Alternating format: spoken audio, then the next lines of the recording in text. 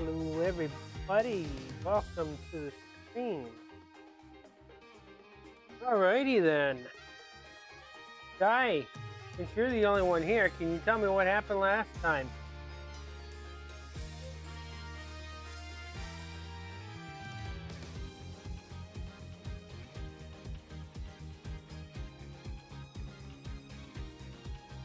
One of your easiest one, you're gonna probably say, you met Maya Faye.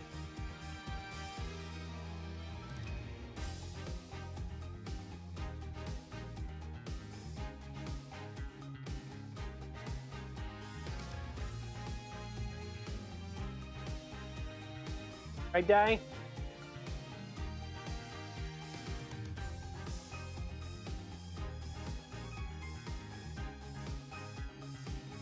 You there? You there, Di? You there? You there? Are you there? Are you there, Di? Somebody fell asleep? You know what happened last time, Di?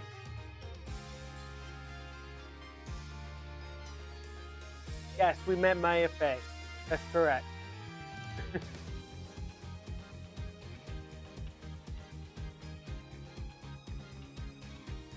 A lot of stuff. Well, a monk died.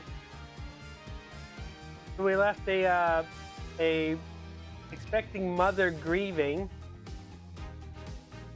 Now we get to face the Defense Culpability Act again, right, Di?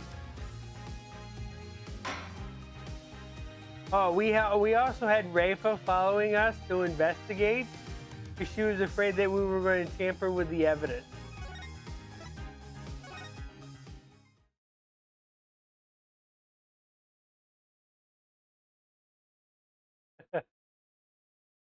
You secretly like Rafa, don't ya?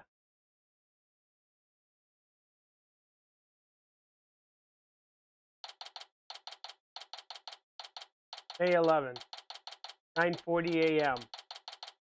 High Court of Korean, accused lobby. By the way, if you guys haven't seen it yet, the groundhog did see its shadow. I will be honest with you. That's mostly affected to a lot of the northern areas. They're going to see 6 weeks of snow anyways.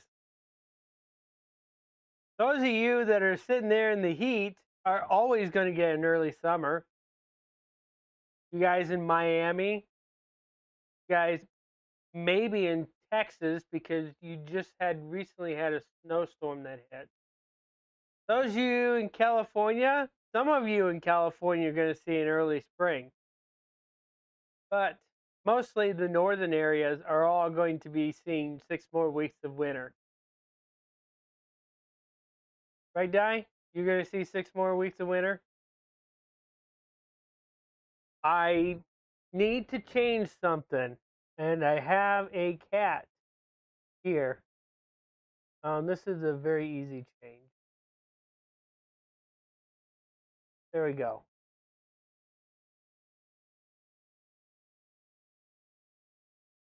Come here. Come here. Come on. Come on. Come here. Come here.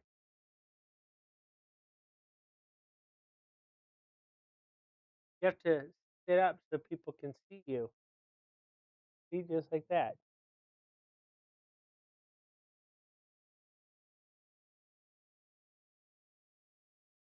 And there he goes. He's going to leave.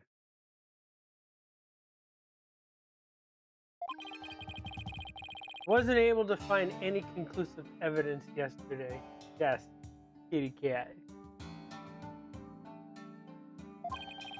But if I can figure out Lady Kira's motive for threatening the high priest, maybe.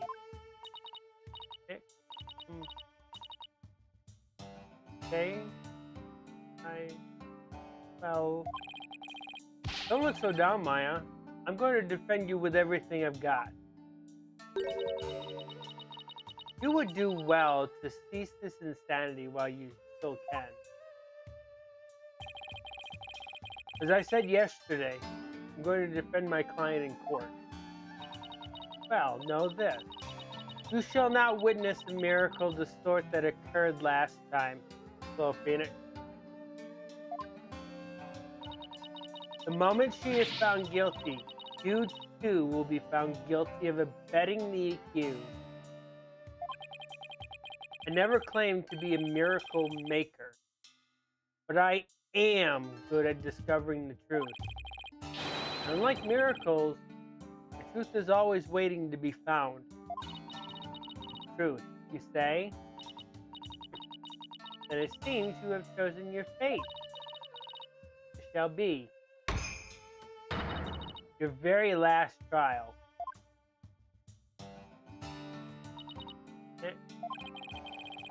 I'm going to prove you innocent, Maya. You'll see. After all, you have to introduce some Punisher, warrior of Neo Twilight Realm to the folks back home, right? Right. I may be a defendant this time, but I'll be by your side like always, Nick. Thanks, Maya. This place is tough on lawyers. I'll need all the help I can get. Plus, it's always good to have you on the team. Well, time.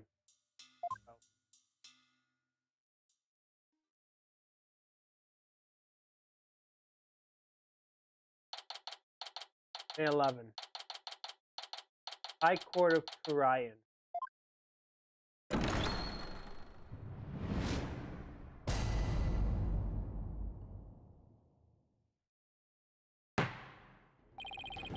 Let the trial of my affair begin.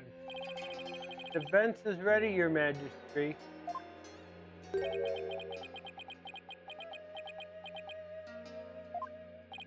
Huh?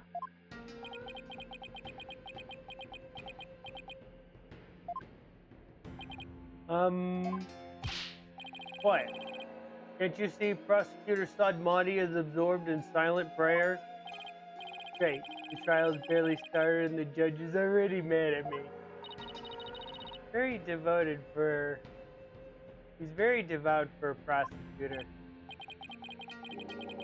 Why is the accused standing over there? Oh, well... Your Majesty. In addition to being the accused, she is also my assistant. Accused is your assistant, you say? Very well then. A criminal does indeed make a fitting partner to a lawyer with a defiled soul.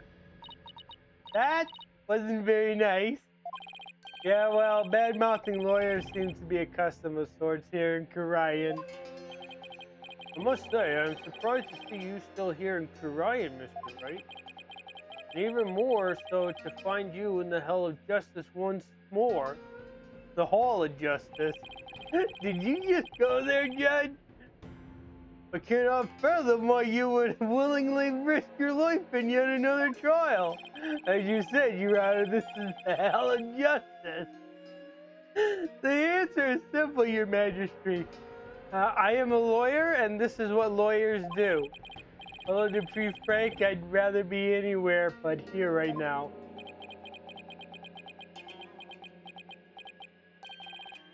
Such foolish. Oh, Prosecutor Sadmati, are you ready to begin now? Yes, Your Majesty. Prosecution is ready. Let us begin without further delay. But first, I promise you both this. I will cast your wicked souls into the fires of hell. Thus shall the soul of the victim attain salvation.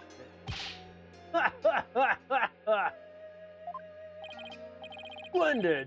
I would expect nothing less of you, Prosecutor Sadmati. Please save the victim's soul, Prosecutor Sadmati. Punish the wicked lawyer who dares to stop these last rites. I think I'll pass on the whole fire and brimstone deal. But I'm not surprised by your words or stance, considering what Apollo's told me about you.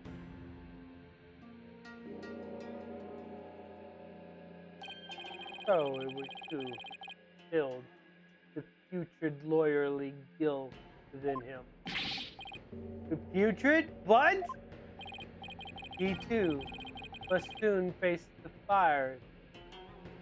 His soul is lost to redemption.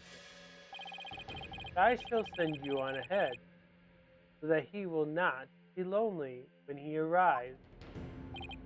Sorry, but I'm afraid it won't be that easy. People say I never know when to give up. We've heard that a number of times from Miles Edgeworth. Nervous, Maya? Little. Feels like it's been ages since we stood side by side like this in court. Man, I'm the defendant. Don't worry, we haven't lost the case together yet. You're right. Let's give this everything we've got next. Now then, Prosecutor Sudmoney, would you please explain the case at hand? Well, theoretically, yes. But if you did not get the good ending at the end of Justice for All, that would be considered a loss.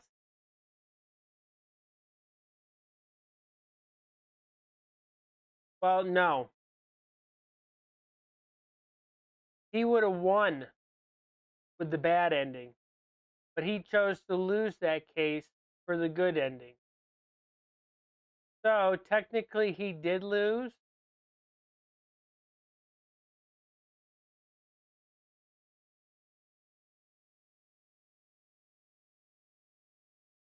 True.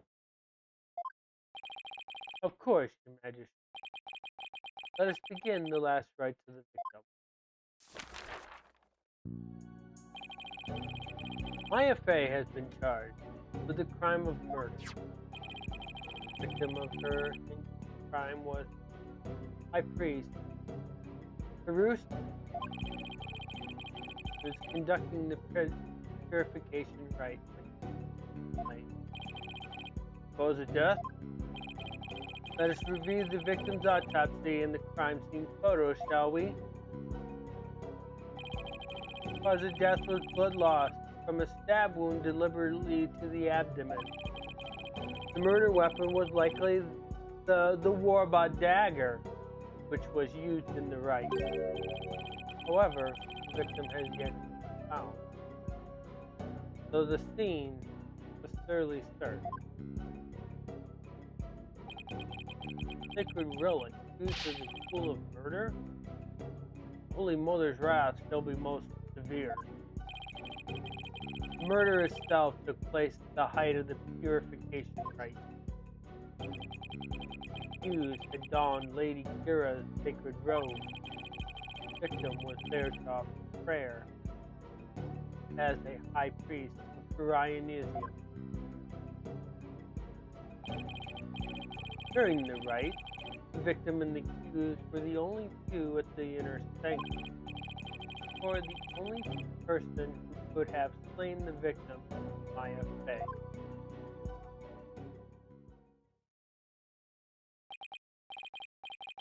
Must say, it does cast a great deal of suspicion upon the accused.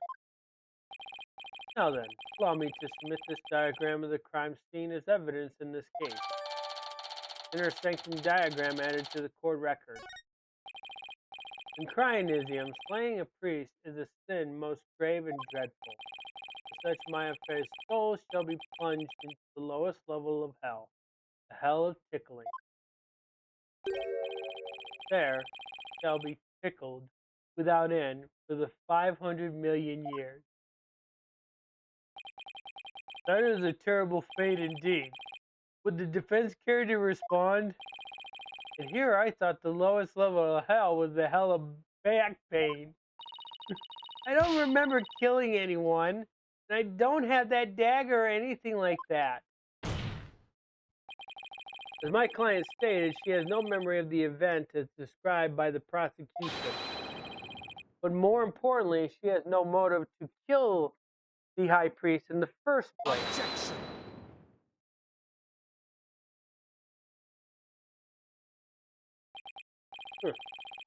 That you might say that.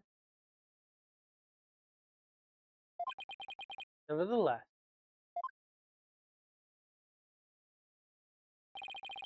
meaningless battle of lawyers, utterly ineffectual here in the Hall of Justice.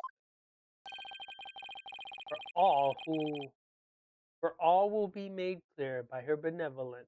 Pray for Pudman Ryan's. So it is, and so it shall be. Divination seance reveals the truth for all to see. Now again, Layla, please show in the royal priestess.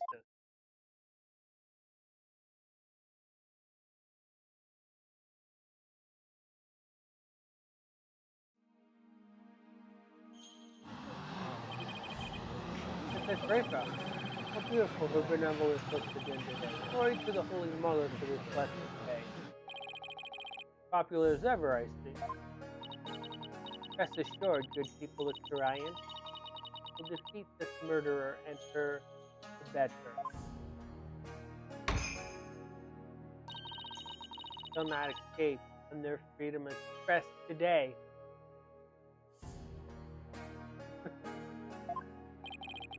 What a joy it is to have the royal priestess back in the Hall of Justice. May the Holy Mother grant us her divine favor. For the Hara Urian.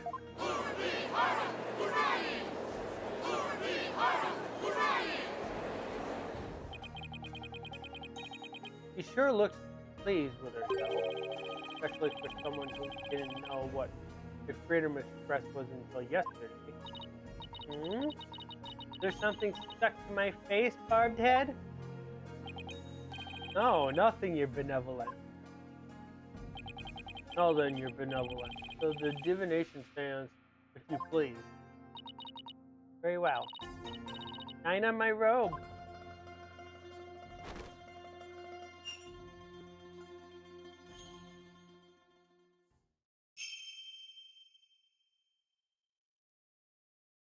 O Holy Mother, we hold this divination seance in your name. Let the eyes of everyone here be clear and our ears be unstopped.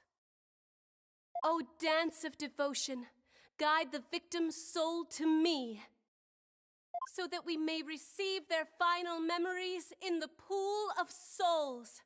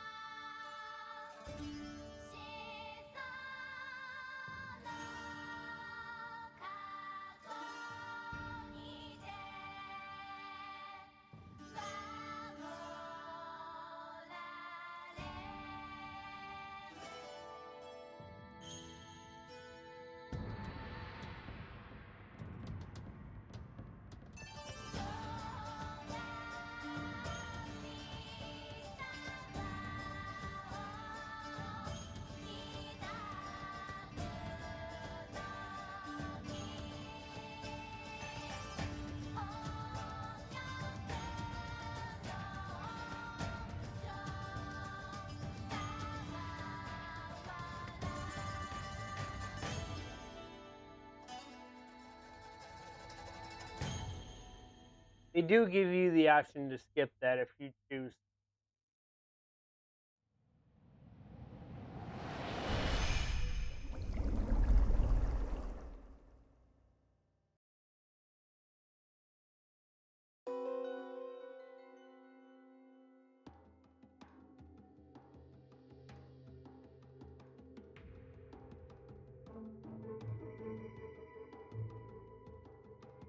He keep very close eye on what's being seen.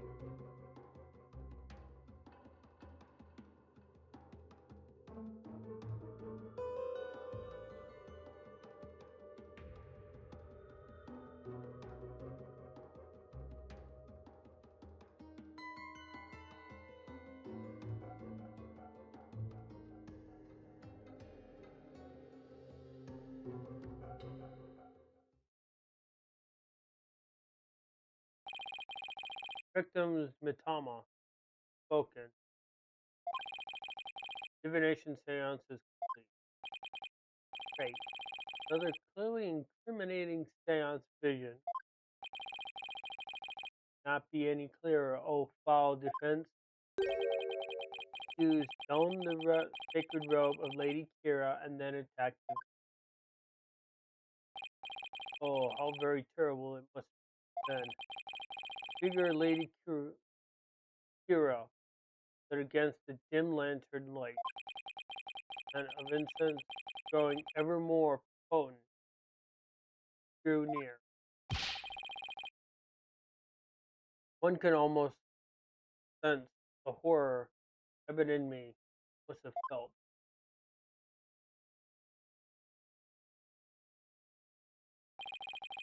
Facts present by her benevolence are indisputable. But that wasn't me. Do something, Nick. I'm working on it. I couldn't have been any clearer. Looks like I'm in for another uphill battle. The accused committed the vile act during our ancient tradition purification. Come to think of it, the Wright guide explains the multi-part purification rite in transformation rite. The high priest reads scripture, while a priestess dons the robe of Lady Kira. The rite of water. Lady Kira enters spring. The high priest purifies her, along with her dagger. The rite of fire. Priestess circles sacred flames to purify her. It would seem that the murder occurred during the transformation rite. The rite dictates that the high priest stand in front of the frame. Therefore, the accused must have attacked him in the direction of the broken land. Well, Barbed Head, care to object? Of course, because I know my client is innocent.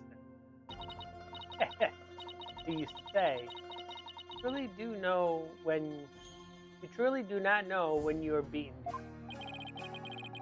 I managed to pull it off last time with Albie. Just have to do it again. You intend to find fault with their benevolence insight yet again? It would seem lawyers are Pohawken creatures indeed. Look at the Pohawken. Pohawken. What is this Pohawken? Someone who's a real piece of work, so to speak. They can call me anything they want. The only thing I care about is uncover the truth. So, Barbed Head, are you foolish enough to risk your life for your so-called truth? Because my insights are the truth. To deny them is to willingly dig your own grave.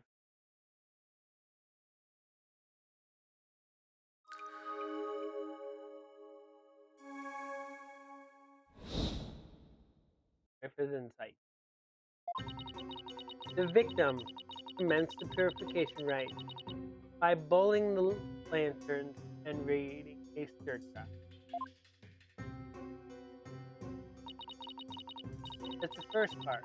Transformation ended. Lowered the suddenly. Heard the accused approaching footsteps. Smelled her incense. pulsate and drove. Then the victim felt an intense pain. I believe this was when he was stabbed. As his life's body spilled over, vision damage. So finally, passed from our world. That is everything the victim experienced in his final moment. Inner sanctum diagram updated into the court record. Dressed in the sacred robe of Lady Kira, the crushed the brutal stabbing perpetuated could not have been any clearer. Yes, it's plain for all to see. No, it wasn't me. A sudden drowsiness came over me during the transformation rite. I didn't even get a chance to put on Lady Kira's robe.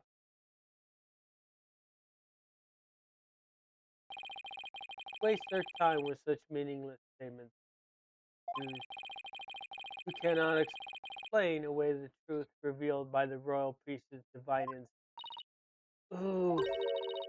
How did you end up finding contradictions last time?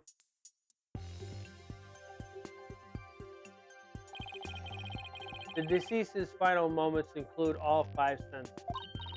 Oh, you mean those words that appear in the Pool of Souls? It looked to me like the bigger the word, the stronger the sensation was to the victim. Yeah, that's how it looked to me too. The sensations themselves are never wrong, only their interpretation. That's why I tried to point out mistakes in Rafa's insight the last time. So there could be contradictions between what Abbott and me felt and her insights, huh? Got it. I'm going to find them this time too. Did I check how to point out contradictions in Rafa's insight?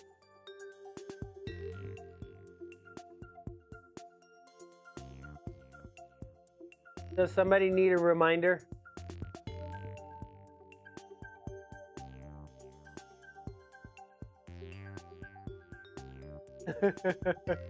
You're okay? No, I remember how it worked. Still, the sensations this time seems to fluctuate more than the ones from Elby's trial. In which case, I better keep an eye on changes in their intensity too. Okay, time to point out the sensations that contradict the.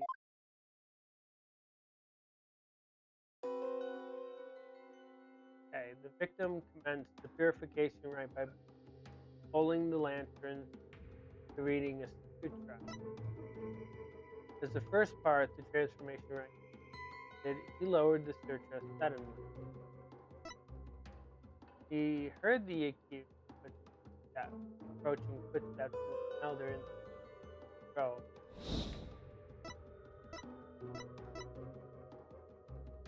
Okay.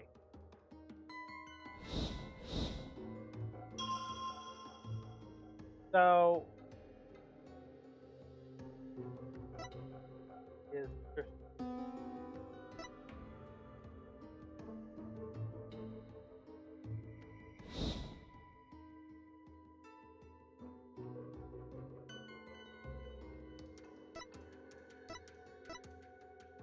it was then the victim felt an intense pain. I believe this was when he was stabbed.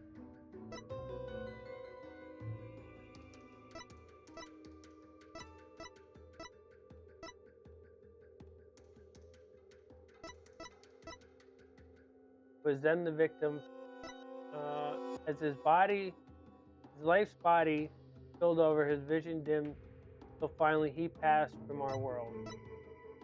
All right. So,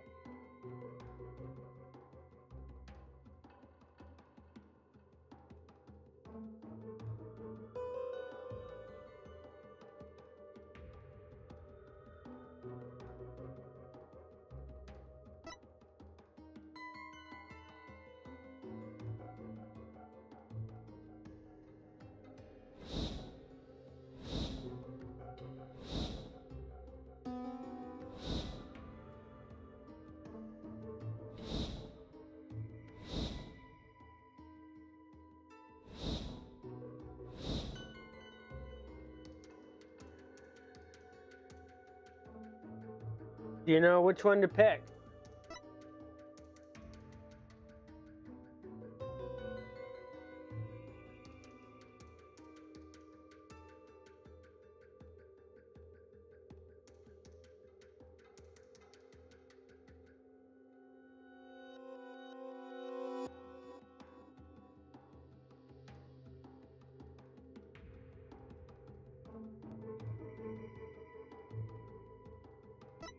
First statement, he heard the accuser's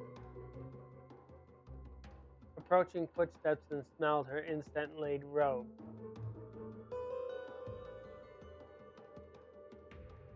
Well, that matches this, but as you can see, that she's not moving. So whose footprints are they?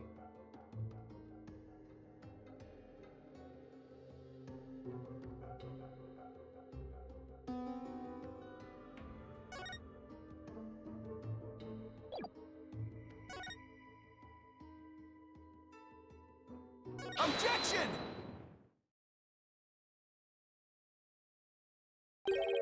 The victim supposedly heard the accuser's approaching footsteps, but did he really? What nonsense is this? Is it not abundantly clear? No, it's not, because there is something strange about those footsteps. Strange? Explain yourself, Barbhead. The footsteps are strange because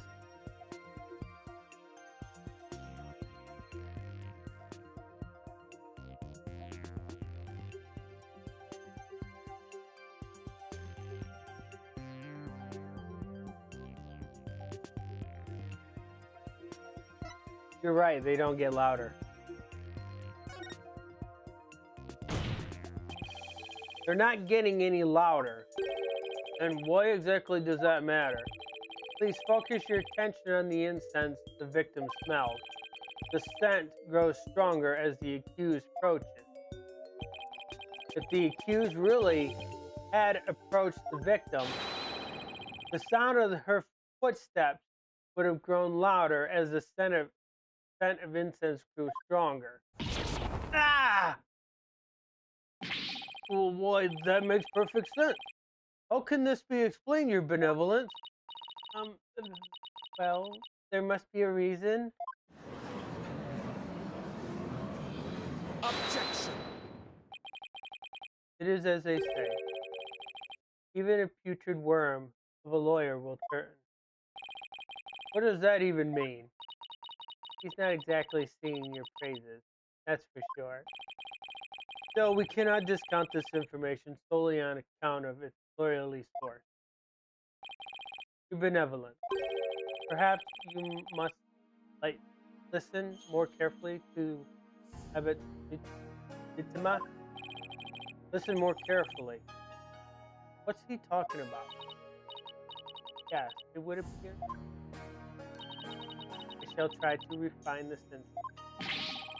Refine the sensation? I can more accurately gauge sensations by deepening my communication. I didn't know you could do that. Why have we never done this before? By refining a sensation, a clearer picture of the truth can be discovered.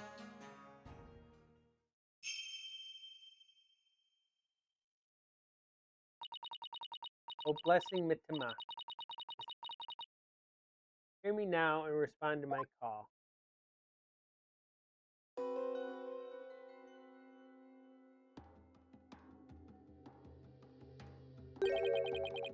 Footsteps changed into Bill. What could this mean? So the footsteps belonged to him because he wore bells.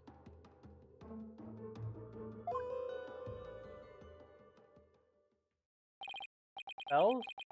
No, but the only bells at the scene of the crime were that jingling must have come from Abbot Inme's bells. You mean those big things he had on his ankles? Well, you have it. The sound of bells was from the high priest's own footsteps. Then that means If the footsteps belong to the victim himself, it means it was the victim who was moving, not the accused. The victim was the one who was running towards the broken lantern from the spring. A far cry from what her benevolence's insight would have us believe. Inner sanctum diagram updated into the court record. Why would the victim have approached the accused? Maybe he was trying to defend himself. Please explain. He could have felt threatened by Lady Kira standing there with a dagger. If so, he must have thought to overpower her before she attacked.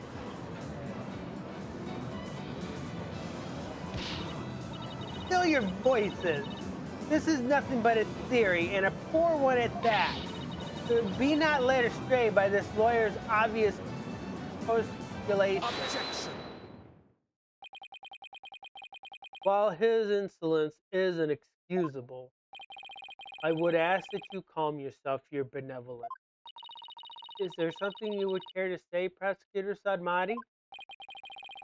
Even if it was Abbott and me who moved, it does not negate the accused's crime. What do you mean? The accused was likely waiting for the high priest to approach. Ah! And as he neared, she plunged the dagger into him. It is as simple as that. Oh, right. It doesn't change much, does it? Yes, it is as the prosecutor has said. In fact, it is as I meant to say all along as well. Really? We can understand why she's a teen right now. Right. That's why you were so shocked when you first heard it. Understand now, lawyer. That contradiction you conjured up has not. As I hone my insight, it will vanish like the dying rays of the sun.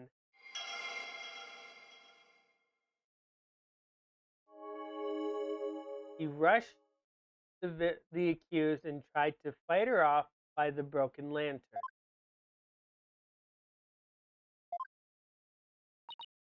See? The fact that it was Abbott and me who moved changes nothing. Come on, Phoenix. You gotta keep your cool. That contradiction I pointed out must mean something. The one sensation changed after Princess Rafa refined her vision. It stands to reason that something else might have changed too because of the refinement. I should focus on any sensation that have changed, while searching for more contradiction between them and her insight. Alright, so first we're going to pause.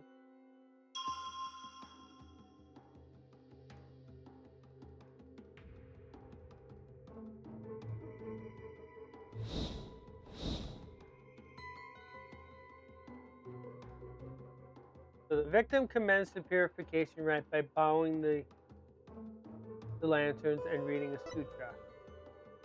As the first part, the transformation rite ended, lowered the sutra suddenly.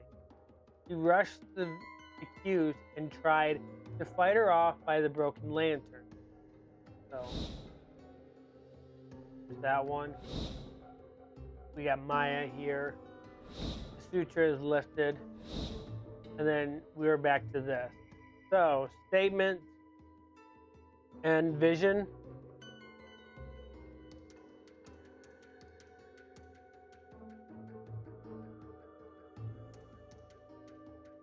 Because the dagger's already, looks like the dagger is already out.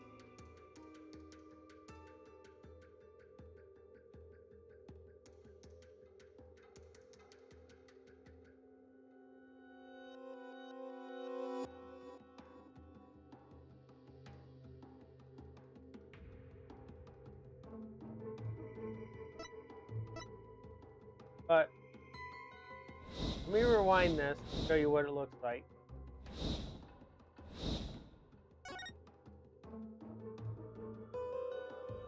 Because we also have to look at the sensations. Broken land. Back at Maya. Raising the sutra.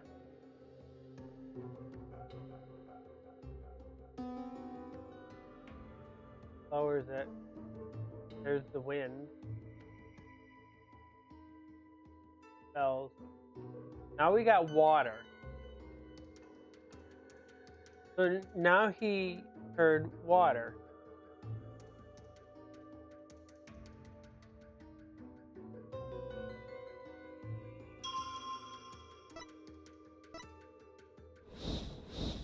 So now in the last one,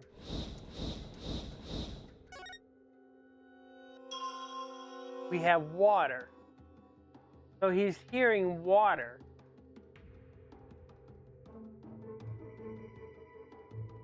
So what does this imply?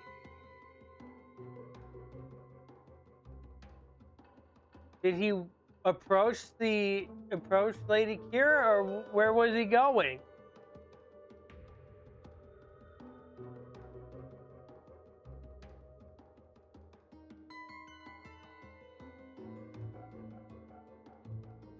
Figure that out. You can figure that out. Right. Why would he be hearing water?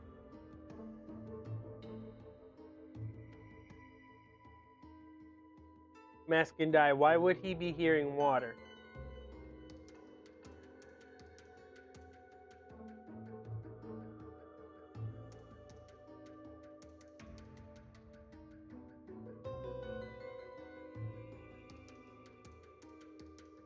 Look at the stream, Andy. Fountain behind him. You're right. He's walking backwards. He's walking backwards. He's not approaching Lady Kira. He's walking backwards.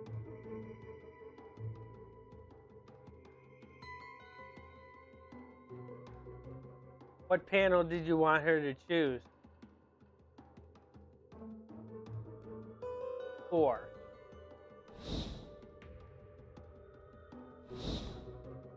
There's nothing on 4. It's just the sutra. On this statement?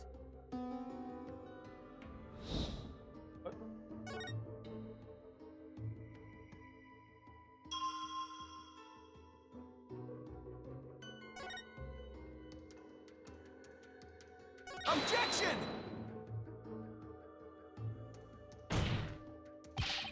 You're benevolent.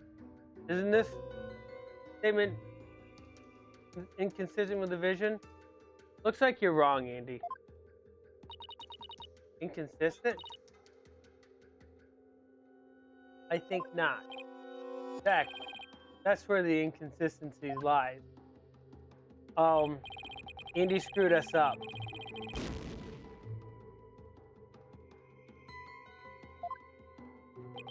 The wind sound was present, though.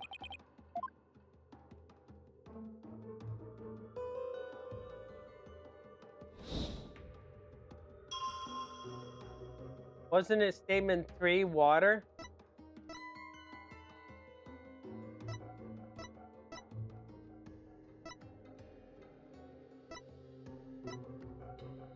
Right.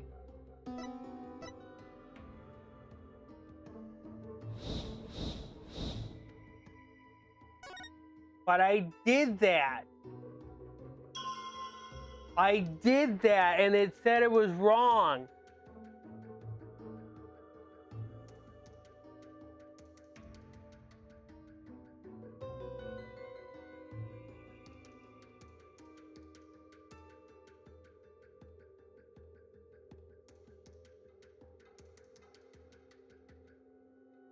Are you ahead? Because I already did that and it just penalized me for it.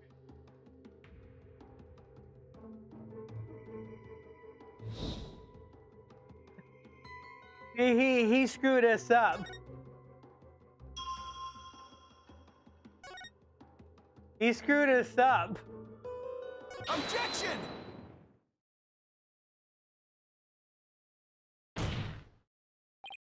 Hold it. How do we know the purification rite was performed exactly as it was supposed to be? Yeah, he screwed us up. He was ahead of us. So we were right. It was the water. That's easy. The customs governing the rite are very clear, and Abbott and me would have adhered to them. Well, that's strange. Mr. Wright, would you care to explain just what is so strange? Yes, I would ask you to consider the sound of the victim's footsteps.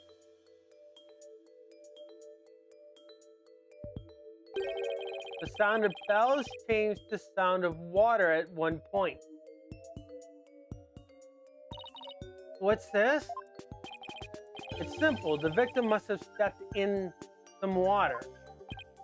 Oh? Yes. And the only source of water in the inner sanctum is the spring. And therein lies the contradiction. What contradiction? I believe the rite started out as it should have. The victim stood with his back to the spring, and the accused stood right in front of him. But we now know that the victim then moved into the spring. Kunka! That is absurd! This means the accuser's locations differ from her benevolence's insight indicate.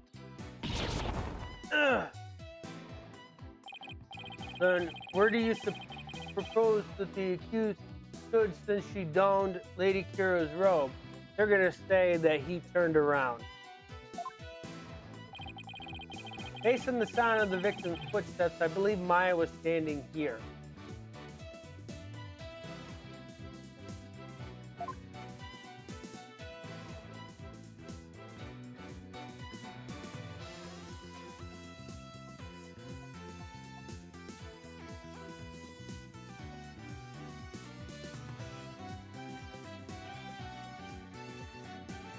Where was she standing?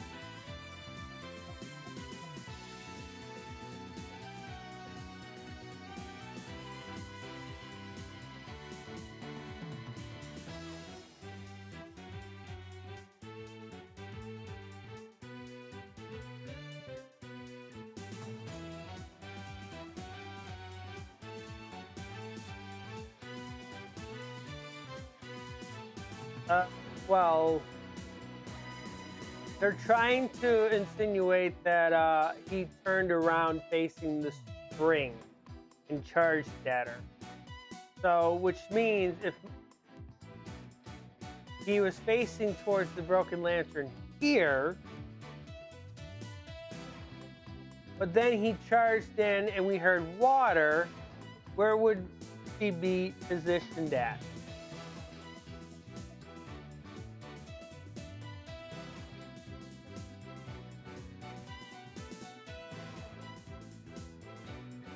Well, typically in the spring itself. Take that!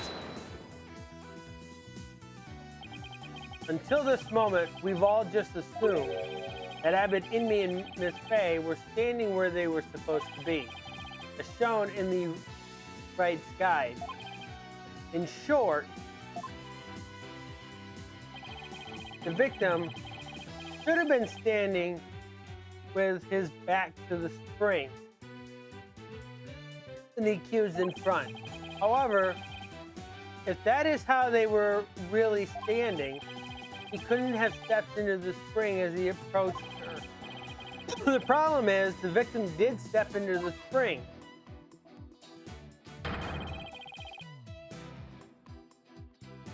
This can only mean that Miss Fay had actually been standing in the water. But if this is true, then their positions would have been completely reversed.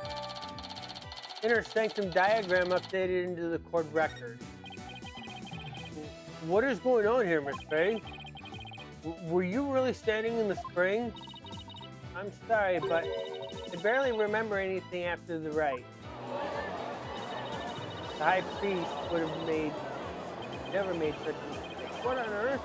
Is that even possible? Be that it may, this does not overturn my insight. It doesn't. Let us say the accused was standing in the spring. So what? So what? This completely reverses their position is what?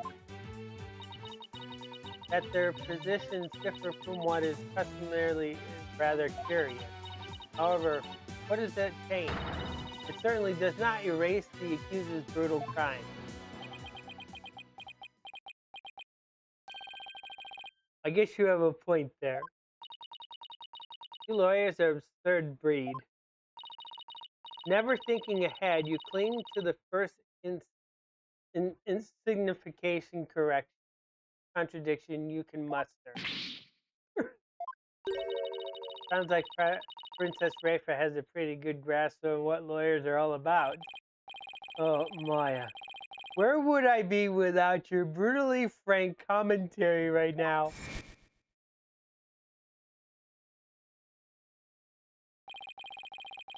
Is this contradiction really meaningless? But something really doesn't feel right. Did I take a wrong turn somewhere?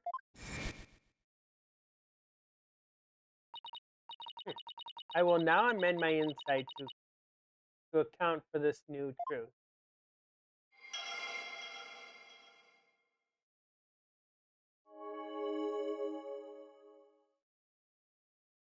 He rushed the accused and tried to fight her off by the poolside lantern. Now the contradiction is no more. But the truth of the matter still stands, no matter how stubbornly you deny it. What do you have to say for yourself now, Mr. Wright? Nick? Your Majesty, this lawyer may have raised a trivial objection, but her benevolence and insights have no further inadequacies of any kind. Yes, so it would seem. Wait a second, but there is another contradiction.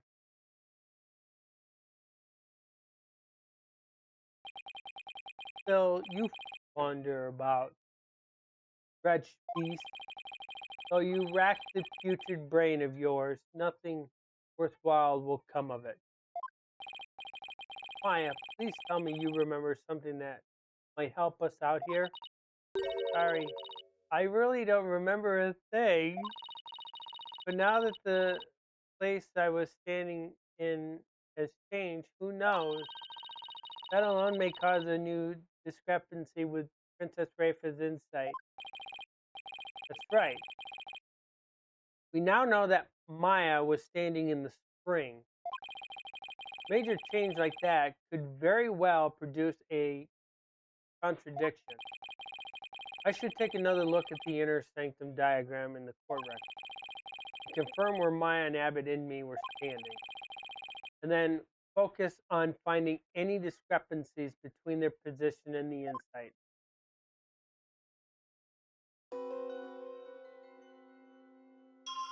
Okay.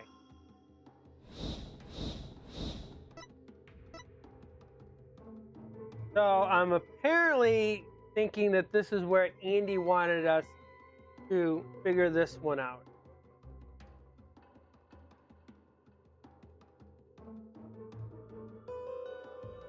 So let's play and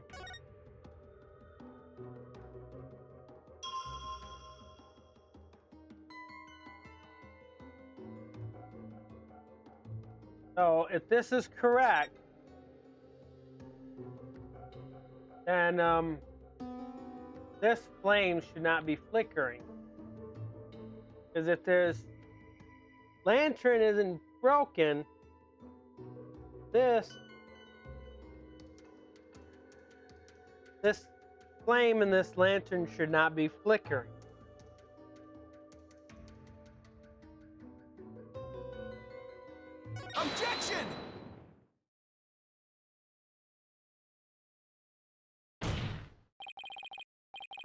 Your benevolence. I found a new contradiction.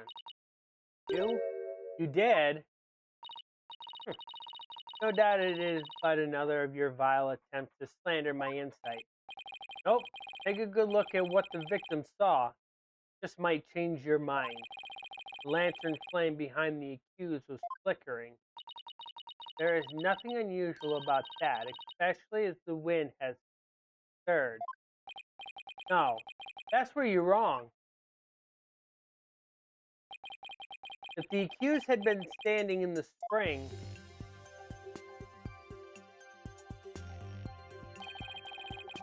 then what you see here should be one of the lanterns flanking the statue. I failed to see your point. My point is, something is wrong here. The two lanterns flanking the statues were both outfitted with glass wind guards. So neither lantern flames should have been flickering in the wind in the first place.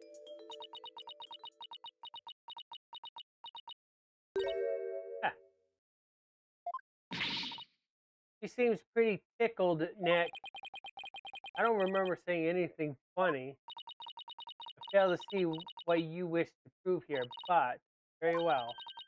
I shall refine the vision and reveal the truth for all to see.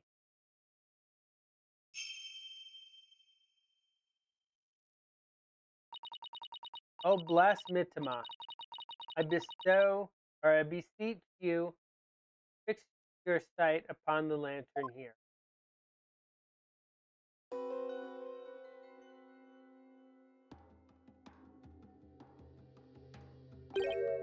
Huh? The lantern doesn't have a wind guard on it.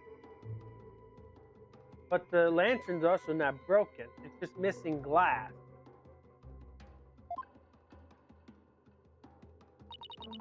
And rightly so. So the wind guard was removed to reveal the sacred flame within the rite of fire. Therefore, there is nothing odd about the flame flickering. What? But when we searched the crime scene, those lanterns had their wind guards on. That's because the police put them back on. Sacred flames have burned uninterrupted for hundreds of years. We could not risk them being extinguished, even during an investigation. That would never fly back home. He's right, that would not fly back home. Well, barbed head, done quibbling. So, it is time to bow down before this testimony of the Mitima. Nick, don't worry, Maya. I'm just getting started. Alright, let's get over everything we know so far. Maya was wearing Lady Kira's robe and standing in the spring. High Priest is thought to have been moving towards, so I should look for a sensation that stands in contradiction to this arrangement. I won't give up. I'm going to find a contradiction that will undermine the accusation against Maya. Okay, so we're going to watch the whole thing.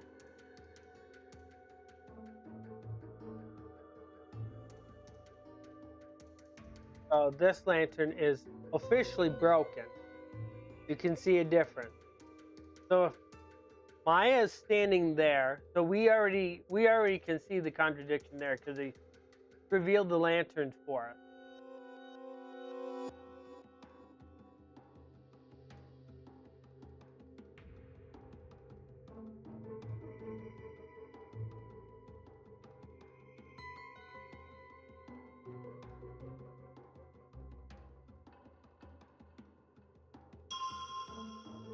So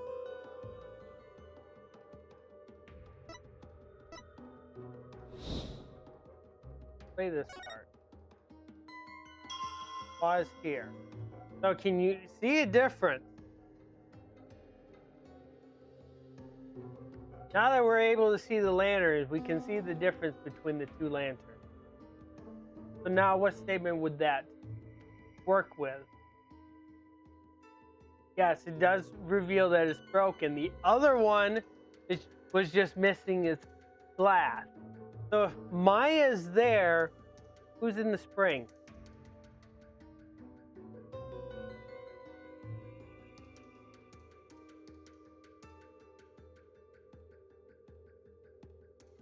So now we need to figure out a statement that reflects this.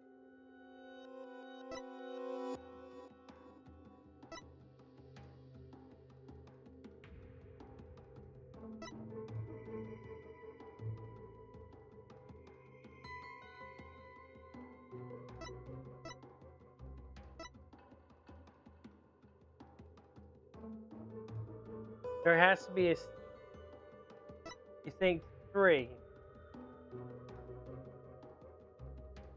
Because this does contradict where Maya was standing.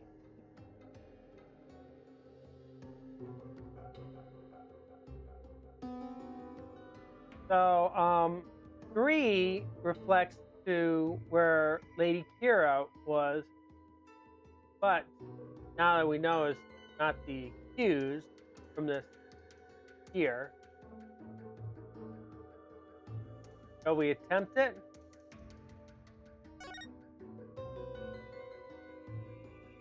Objection!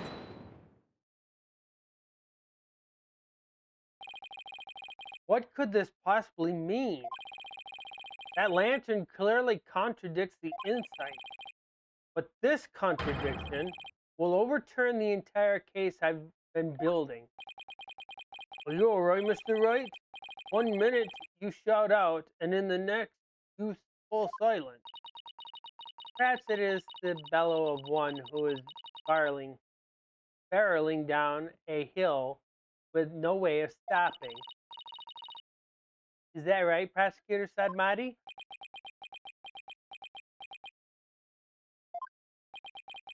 Don't get cold feet now, Phoenix. Even if this overturns the entire case you've built so far, the only way is to keep moving forward, because that's where we'll find the truth. Sorry, but I'm not barreling down a hill. In fact, I'm in full control of everything with the indisputable contradiction I found. Is that so? The lantern behind the accused clearly, no, blatantly contradicts your insight. Does it now? One of the lanterns on the entrance side of the inner sanctum was broken. And if you watch what Evan Inmee saw in his final moment,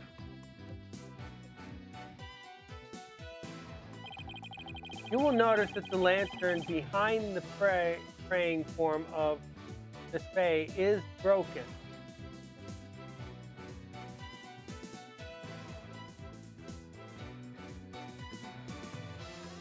Her hands are different compared to Inmee. Because you see that they're doing this, okay?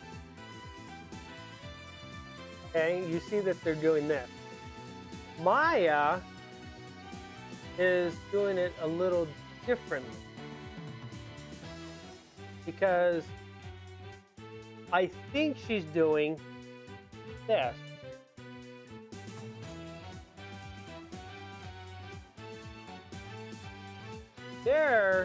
All their fingers are up. So hers is a little different because if you remember how she does it in the trilogy, that's the way she's doing it.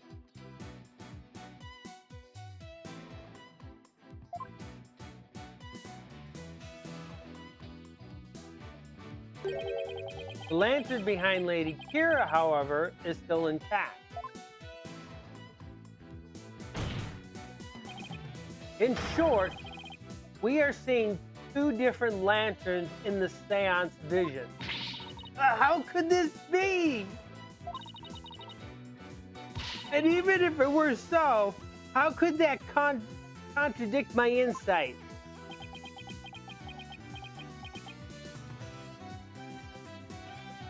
Maya would not have moved over into the spring. There's no way. Let me start by saying the claim I'm about to raise will overturn the case I've built thus far. Will the defense please explain himself? Based on the broken lantern, we can tell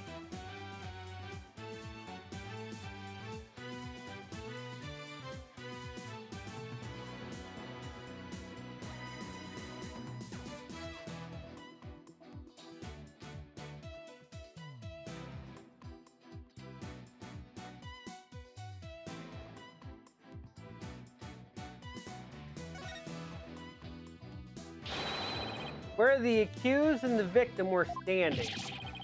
But did you not just finish asserting that the accused was standing somewhere else?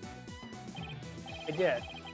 And I build my argument on the faulty premise.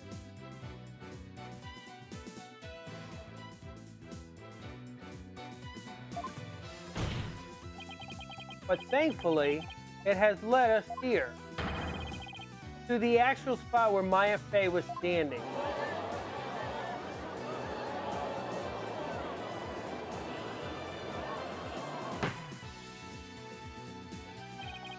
I must say, if the defense keeps changing its assertion in such a precarious manner, its credibility may come into question. It's not really his fault. He's just going by what the evidence is telling him. I'm willing to take that risk, Your Majesty, because I believe this will be the last time. I'd like to start by pointing out the actual spot where the accused was standing. Very well. Show us where you now believe the accused was actually standing. Based on the location of the broken lantern, where was Maya really standing? So where was she standing?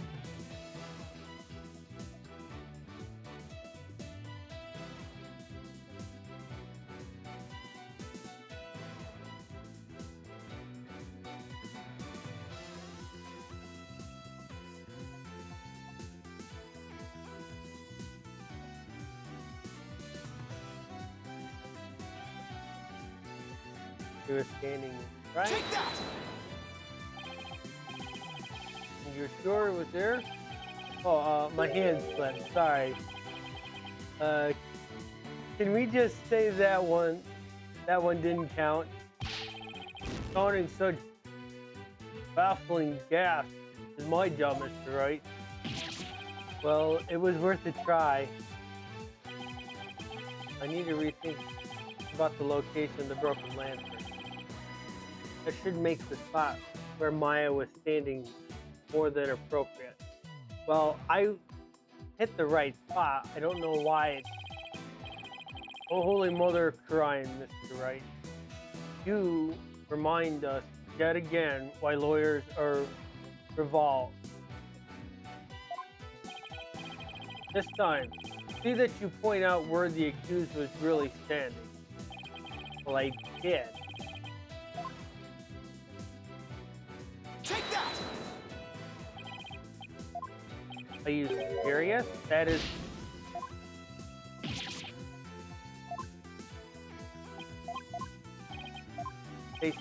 Okay, so the lanterns were behind her? Take that! Okay. It's picky. It's picky.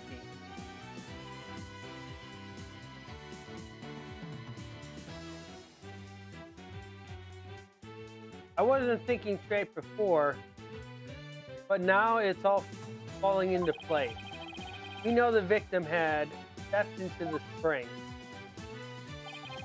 That means Maya had to have been standing in the water as he approached. However, his memory, which has only now become clear, reveals that Miss Fey was standing by the side of the broken lantern. In other words,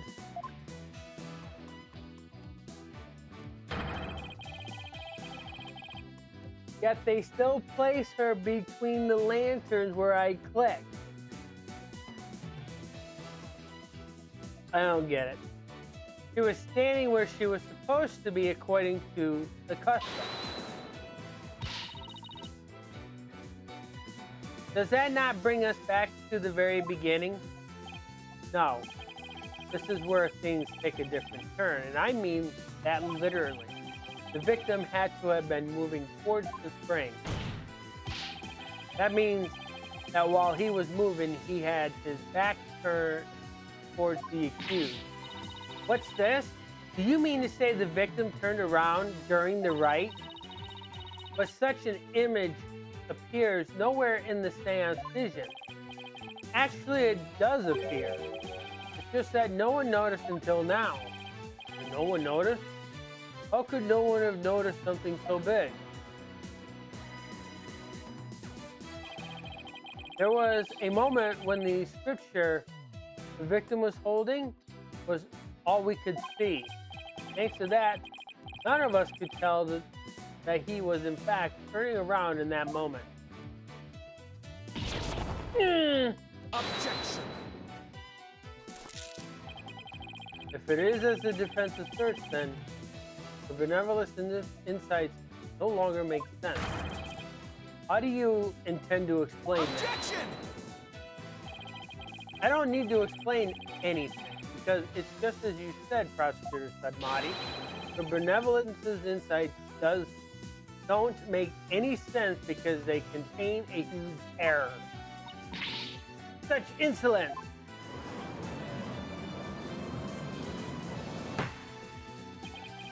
A huge error, you say? Who explain?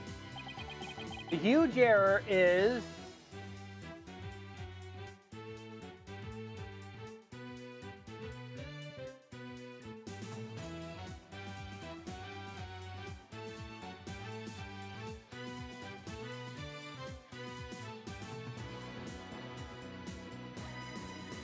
to make it easy on you, the crime scene is not one of the choices.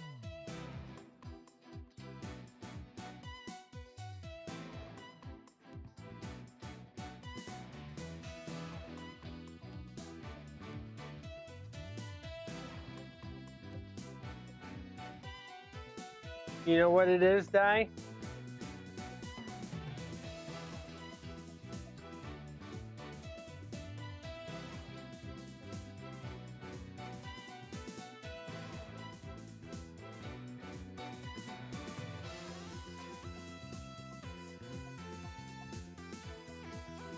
Di is probably thinking.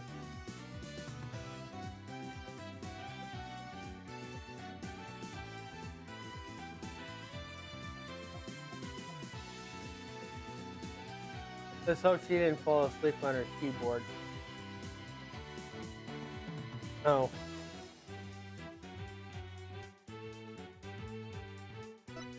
That would be correct. I believe this is what happened at the scene of the crime. The victim was reading a sutra, and suddenly he sensed someone behind him. He immediately looked back to see someone dressed in Lady Kira standing there. Wishing to see who it was, he approached the robed figure. We're going to learn about why this is possible.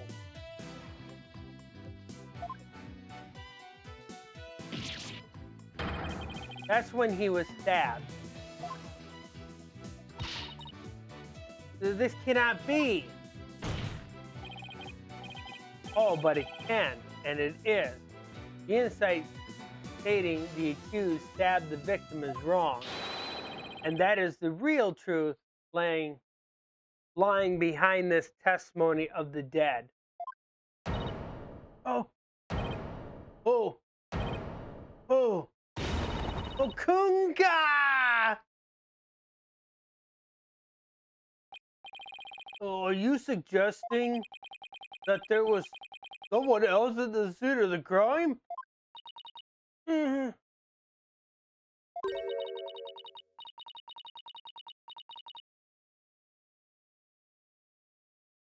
Have I misunderstood the voice of the Mitama yet again? That this can't be!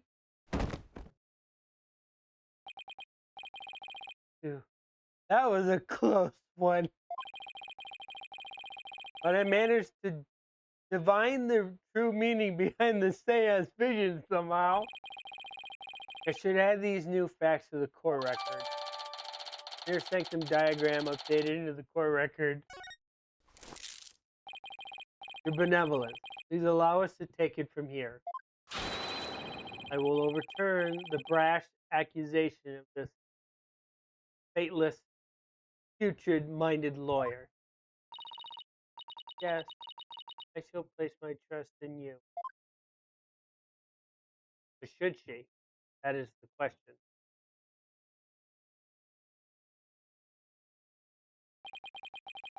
Are you sure about this, Prosecutor Sudmati? My work as an international prosecutor has taken me to the courts around the world. And in that time, I have learned to perform last rites for souls in trials lacking in seance. Yes, of course. Forgive me my ludicrous horror. Moreover, I have with me a forensic investigator from overseas. I will show you all the most magnificent last rite ever seen. I guess he really does think highly of Emma and her forensic expertise.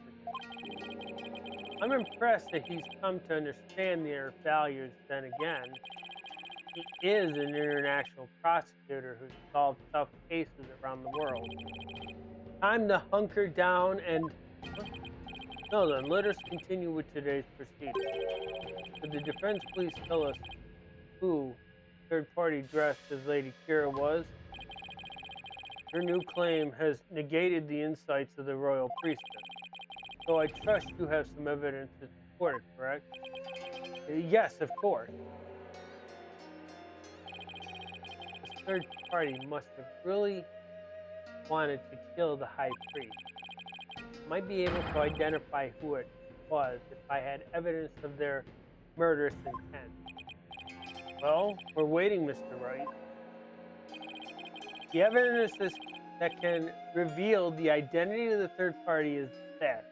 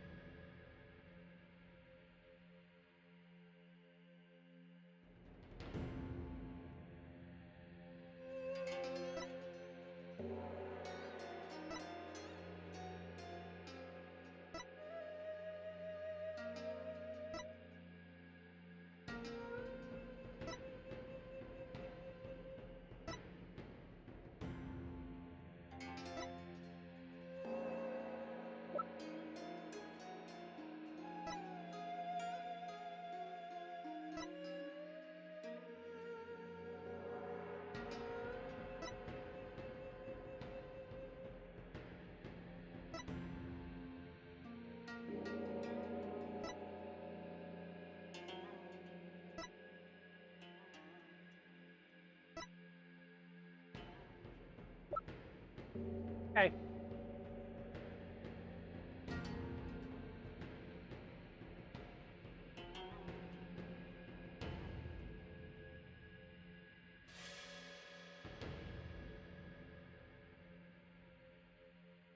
A warning? This one? You think it's that one?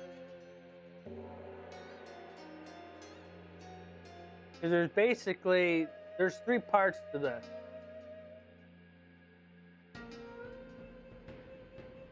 Take that!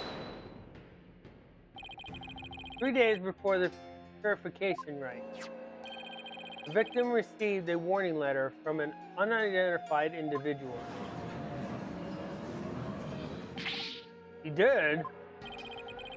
Whoever sent it clearly meant to threaten the high priest. The letter said, "Do not perform the rite." The But the rite went on as scheduled. I believe that is why the high priest was murdered. Who do you suppose sent this letter? A person with something to hide. The rebel hunter disguised as Lady Kira herself.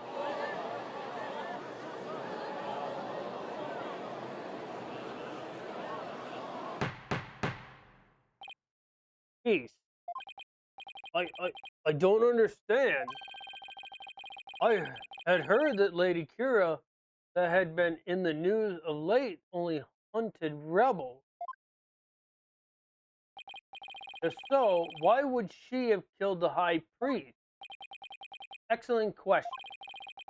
Maybe it would help to think of it this way. What if the high priest had secretly been a rebel? The high priest? He couldn't possibly have been a rebel. The high priest? A devout follower of the crying Indian? A rebel? Do you even comprehend the blasphemy of which you speak? Well, do you? I, too, found it hard to believe at first. But as I continued my investigation, it started to become more and more plausible. Objection. The third party was the rebel hunting Lady Kira? The high priest was a rebel? Your mockery of Cryanism. No. Of the kingdom of Cryan itself knows no bounds. Shameless fucking lawyer. He's making a mockery of our religion. As a faithful Cryanist, I take issues with these claims. I am loath to admit them into today's proceedings. I don't like where this is going. Defense's claims are but vile blasphemy, tantamount to spitting on the Holy Mother. Is it really that big of a deal, Maya? Evan in me was a distinguished monk and very well respected too, so yeah. Ugh. Please don't let this turn into an international incident. Fear not, good people of Turian. The rantings of this putrid-brained lawyer who seeks to sully the soul of the deceased shall continue to no avail once I conclude these last rites. The prosecution's assertion that the accused killed the victim remains unchanged. But the victim was stabbed in his abdomen. How is that possible when he had his back turned towards Miss Fay? Someone else must have killed him. Objection. Are you sure about that? You may have invalidated the seance, but do not let it go to your putrid head. The karmic flow of this trial is, as yet, still in my hands. How can he be so confident? Something has occurred to me, you see. Your allegations of a third party are but a deluded fantasy. I shall prove that by calling a new witness to stand. An eyewitness who will deliver definitive answers, dispel the defense's doubt. Eyewitness? Very well, let us call this eyewitness to the stand.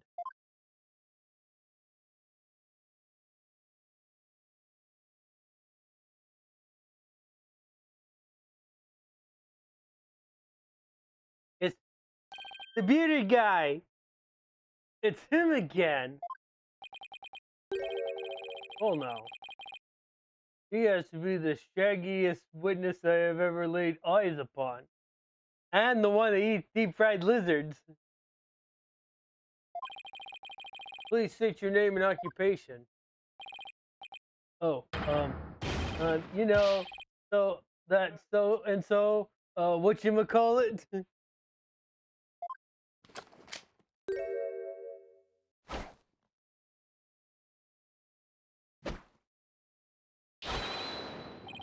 on a MSTBD. At least that's what they've been calling me.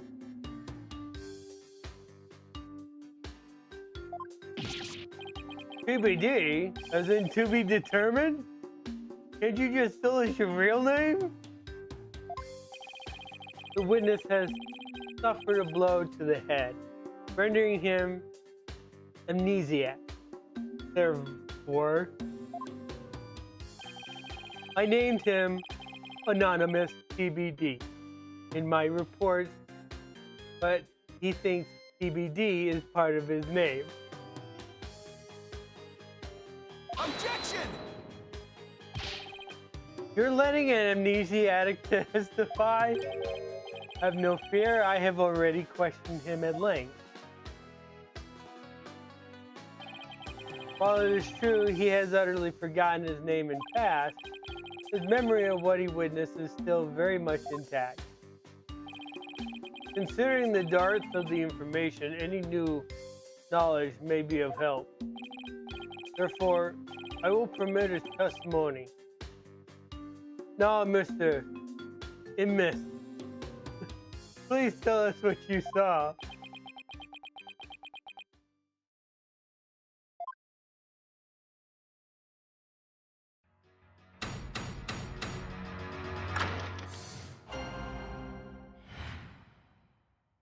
The night of the murder.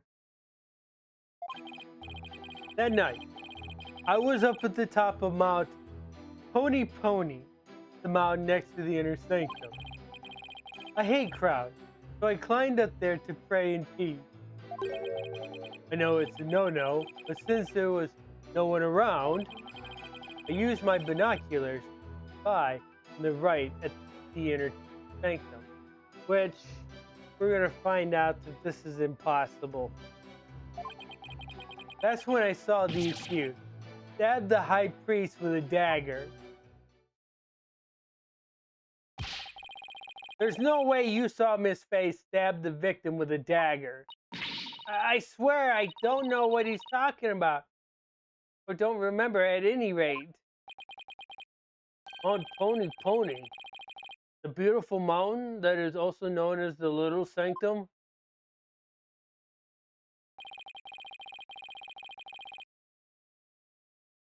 They must be talking about that smaller mountain from the poster. Mr. Emus, I was wondering, what can I do for ya? What do ya for? The inner sanctum lies at a high elevation where clouds and fogs can obscure the view. Are you sure you were able to see what happened from the mountaintop next to it? Good point. His Majesty raises an excellent question. Well, Mr. Amos, on the day of the ride, there wasn't a cloud in the sky. I had a perfect view. If you don't believe me, check the weather forecast in the paper that day. Heck, don't we have the paper for that day? Yeah, let's take a look. Weather forecast. The area at the inner sanctum will enjoy calm, clear skies today. The warmer temperature will make for excellent prayer weather. Be warned, however, that we'll see a cold front moving in overnight. It does say calm, clear skies, doesn't it? See? Told you so. A nice newspaper updated into the court record. Well, it would appear the witness has offered testimony worth hearing. Mr. Emmett, I too have a question. Didn't he already question the witness? Well, that's what I'm here for, right? Too. How was the accused holding the dagger? Is she holding it underhanded? Displayed protruding from the bottom of her hand? Yep, I believe she was. It's called a reverse grip. Ah, I thought it. Hold it! Hold it right there. What bearing does that have on this case?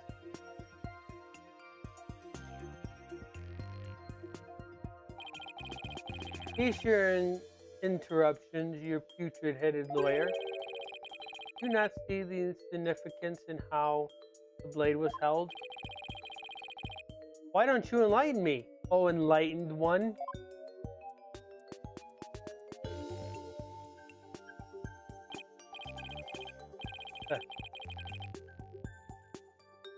I knew you were a fool. I can already picture you in your next life. Next life? Yes, after your soul ceased for centuries in the pits of hell. You shall be reborn as a witless seer, with barbs limited to your posterior. I don't think I want barbs attached to my butt. How about you, Di?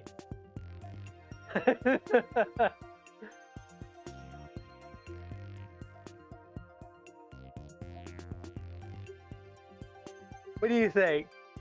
Do you want barbs attached to your butt?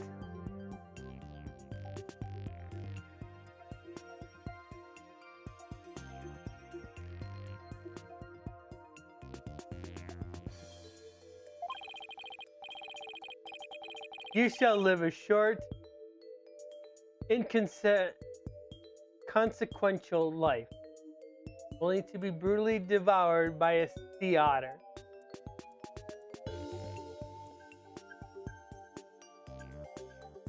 Let's think for a second for what a sea urchin looks like.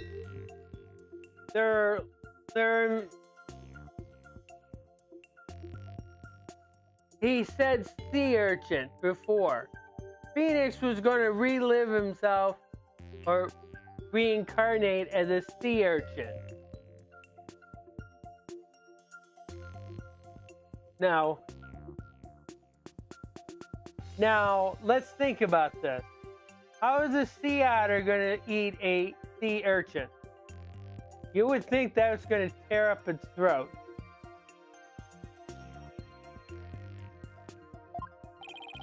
That was a bit excessive. I simply asked what the dagger grip had to do with the case. Now pay attention. How the accused held the dagger.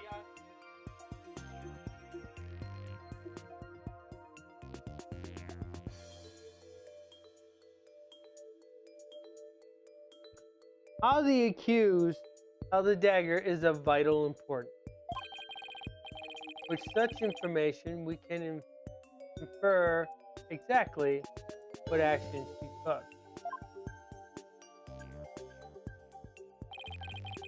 You were saying that the victim was killed while he had his back to the accused.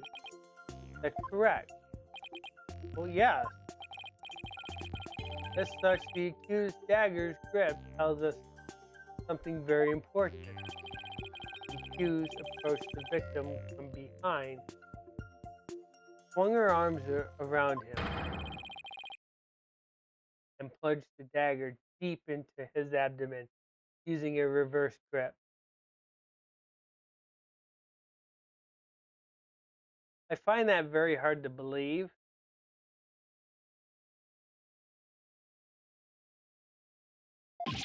What?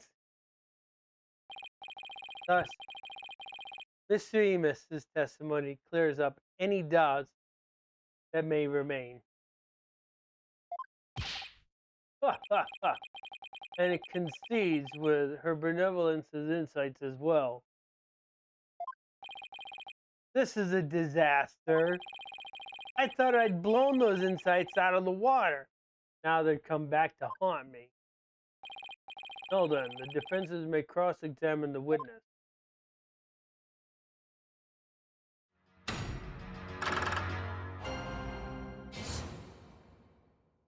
The night of the murder.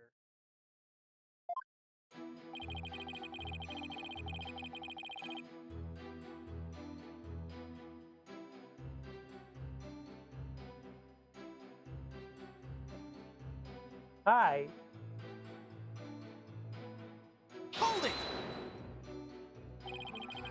Are you sure you're not mistaken, Mr. Emus? Was it really Mount Pony Pony that you climbed? Oh, I'm sure of it. It was a really pony ponyish mountain. What does that even mean? You know, now that I think about it, it was a mighty fine view.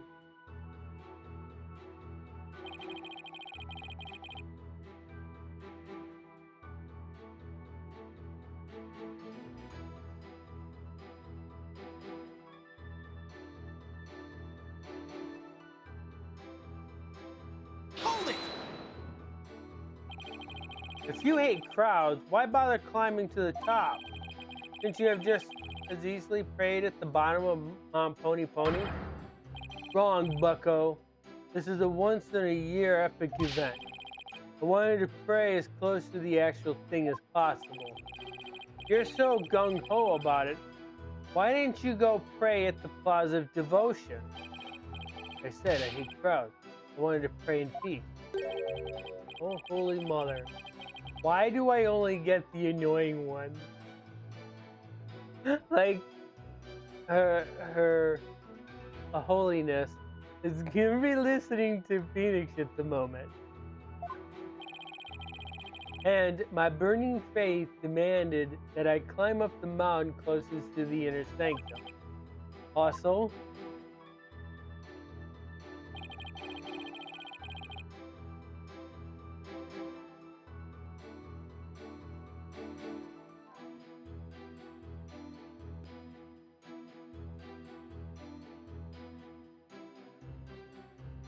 Hold it! since nobody was around, there's nobody who can corroborate your actions either. You're exactly right. In that case, Mr. Emus, let me ask you this. Was there a reason you didn't want to be seen? About that.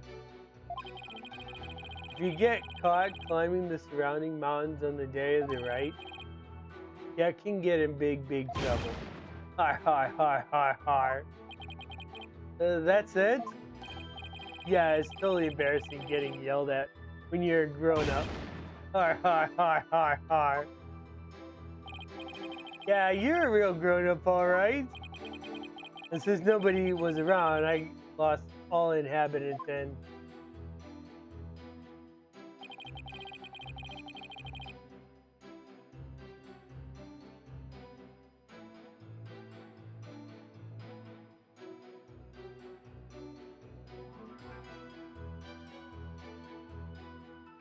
Hold it! You had a pair of binoculars with you? That's pretty convenient. You weren't planning to spy on the right all along, were you? Actually, I just happened to have them for bird watching. Bird watching, huh? I see. You're not going to keep pressing him on this. Sketchy as heck, but I don't really have anything I can really sink my teeth into. Oh. Okay then. Hi, hi, hi, hi. I love the great outdoors. That's just the kind of guy I am. A guy called Anonymous TBD.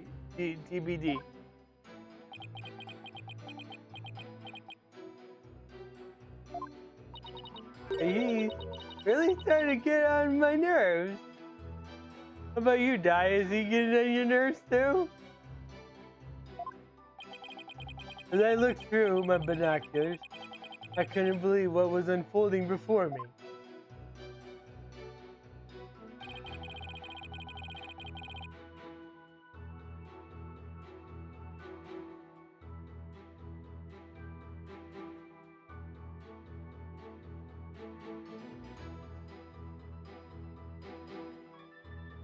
Hold it! Did you really see what you say you did? Are you saying I'm lying about this? Well, I'm not. It's etched permanently into this old noggin. But I didn't do what you say I did. I didn't even get a chance to touch the dagger on the day of the rite. What I know of that, all I know is what I saw.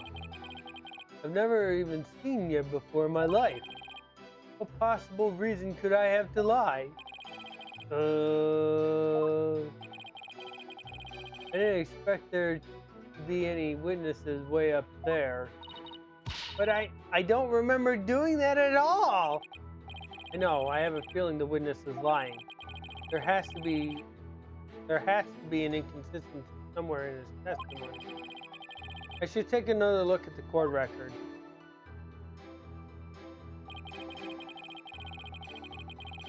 Okay. We already know there's a contradiction in his statement.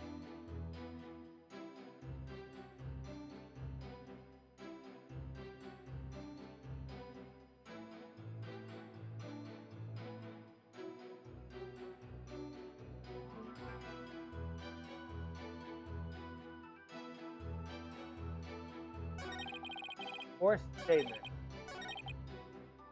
I used my binoculars to spy on the right at the inner sanctum. All right, what are we presenting?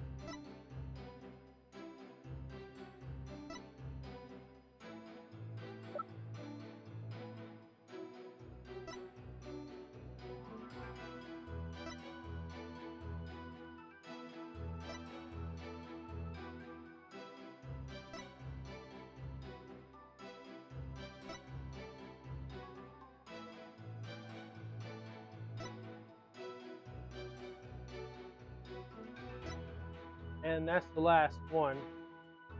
Curtains.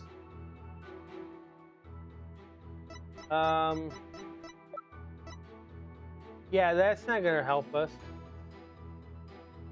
You sure? Objection! Okay.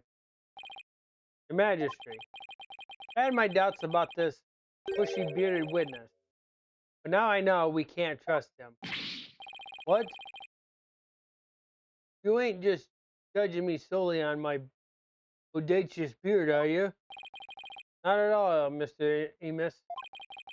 It's much more than your sketchy appearance. It's your sketchy testimony. It's testimony, you say? Yes, recall how the inner sanctum was that day. Specifically, was completely enclosed by the ritual curtain. Well, yes, I believe you're right. The curtain would have completely blocked the witness's view from Mount Pony Pony. Therefore, he couldn't possibly have seen the murder happen. Oh-ho! Mr. Amos, have you been knowingly making false statements to this court? Aye, you got me! The witness will lower his voice. I didn't actually see the accused herself. You didn't actually see the accused herself? What's that supposed to mean? Let me set the record straight, I beg ya.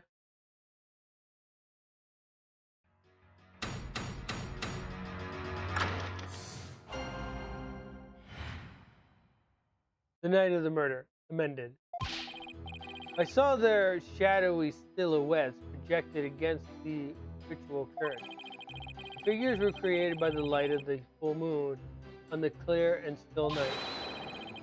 He was just a shadow, but I could tell it was the accused, reverse gripping that dagger. How? That's not even physically possible. Shadows? That's what you saw? That's right. I could see what was going on by the shadows projected on the ritual curtain. In the future, Mr. Emus, I would rather you offer your accurate testimony from the start. Forgive me, my main man, Mr. Magistry. Chalk it up to my fuzzy memory. So he saw, but shadows is still valuable testimony.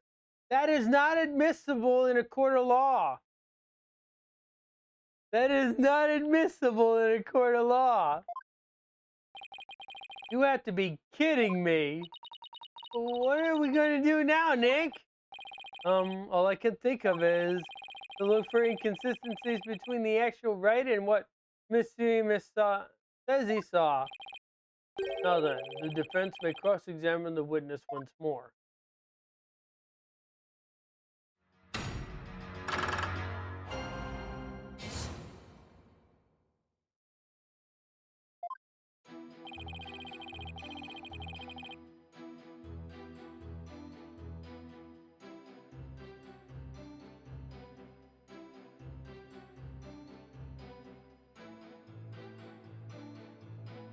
Hold it! Oh, what you saw were simply shadows. That's right. Those shadow figures on the bright white curtain. They showed too plain as day. I could see everything that happened. But Miss Faye and Abbott and me were at the top of a mountain late at night. The only light up there coming from 4 small lanterns. How could the shadows have been projected that clearly in the curtain? No wonder people harp on you lawyers. You're always so dang skeptical. The lanterns weren't the only source of light, you know.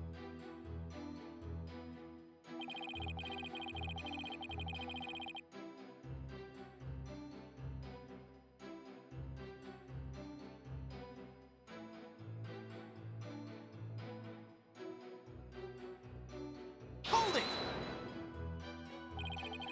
You claim to have seen shadowy figures that were projected onto the ritual curtain. But did you really see them, Mr. Emus? Of course I did. The bright moonlight projected them onto the curtain clear as day.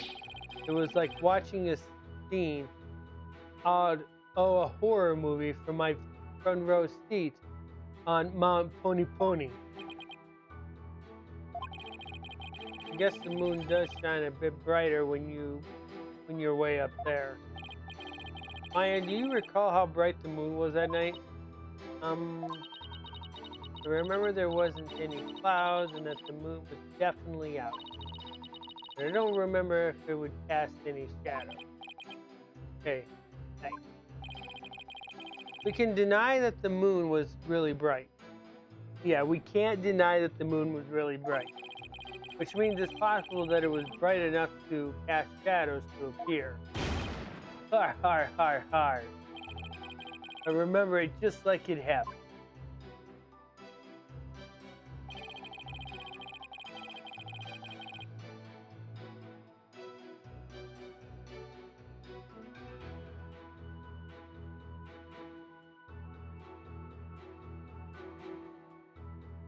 Hold it! Hang on. How do you know it was Miss Faye if all you saw were shadows? It was that little bun on top of her head. Didn't need to see her face. That distinctive bob's a dead giveaway. Never underestimate my keen sense of observation. Har, har, har, har. Now that one's fun. That's one funny haircut. It's not nice to make fun of a girl's hairstyle.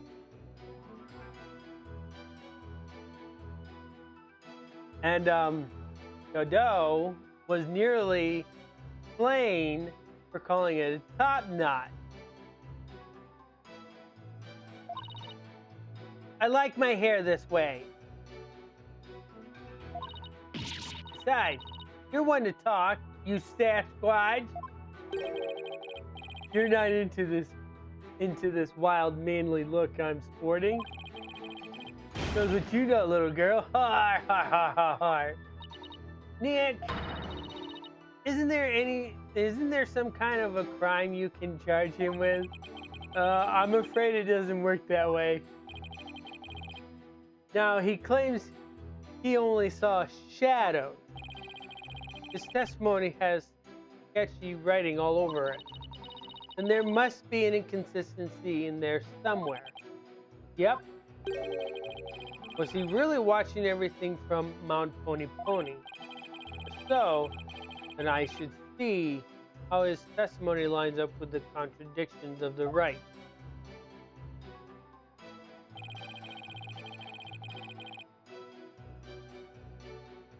Okay.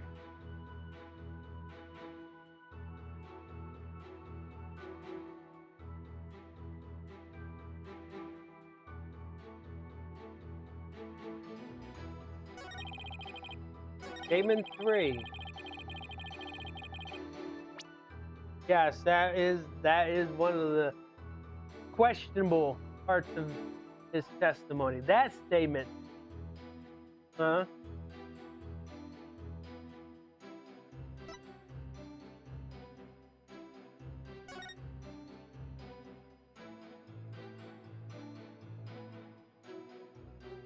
On the left. Yeah.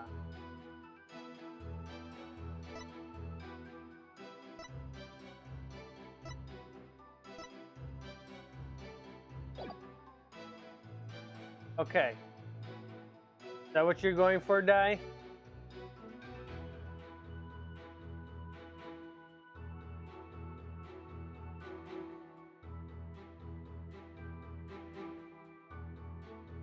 Objection! That's incorrect. Sorry, that screen just sort of slipped out.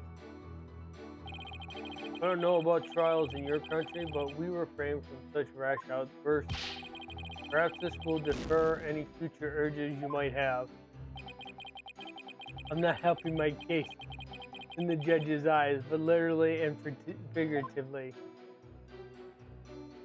Alright, so Andy says it's not this statement.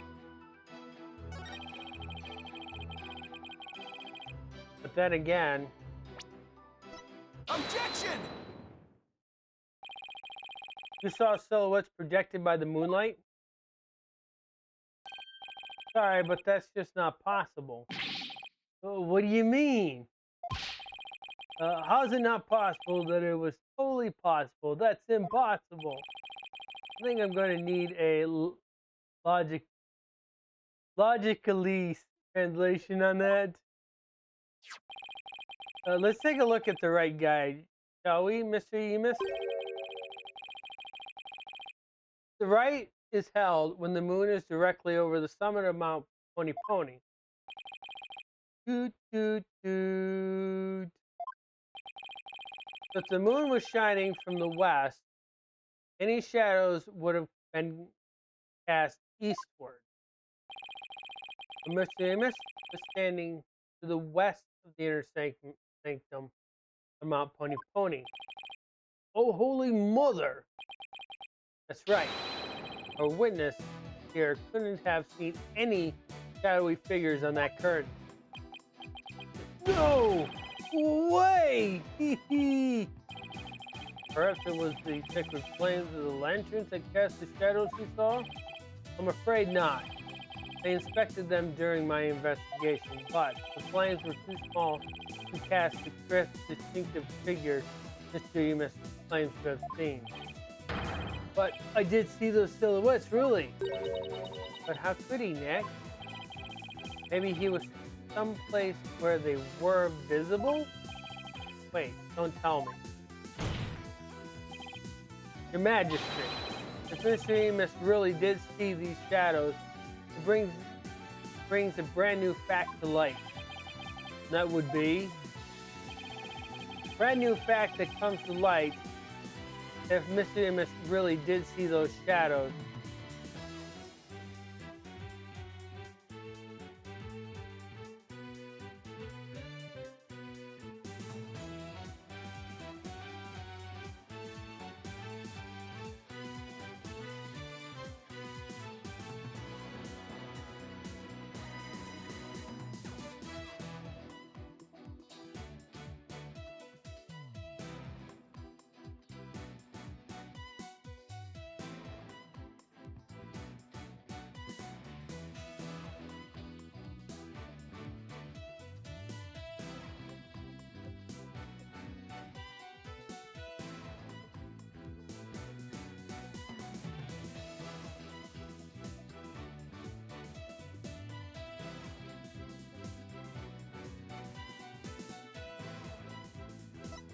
You think it was somewhere else? Okay, get it wrong. We're gonna have to start back from here.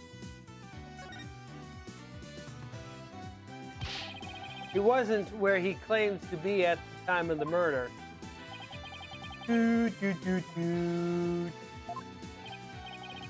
Oh, and then where do you propose the witness was?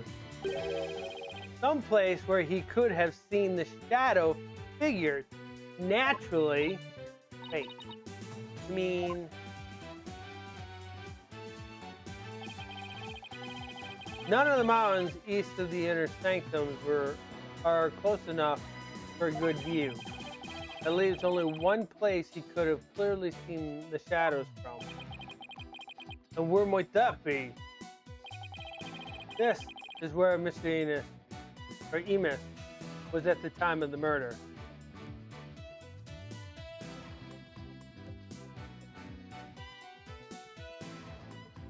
Well, for one, he's not going to be able to see the inner sanctum at the Plaza of Devotion.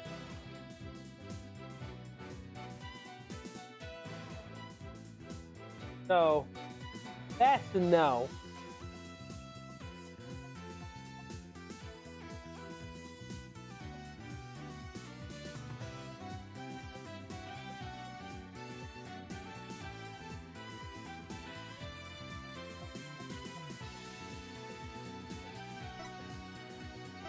You're thinking, Mr. Amos was at the inner sanctum, just outside the curtains of the east side. That's the only place from which he could have seen the shadowy figure. Oh, ooh, ugh. Really? Wow, I didn't think of that. But wasn't the inner sanctum off limits to all but the victim and the accused? And the third party who was there, you mean? I get the feeling that that's a subject Prosecutor Sadmani would rather not touch right now.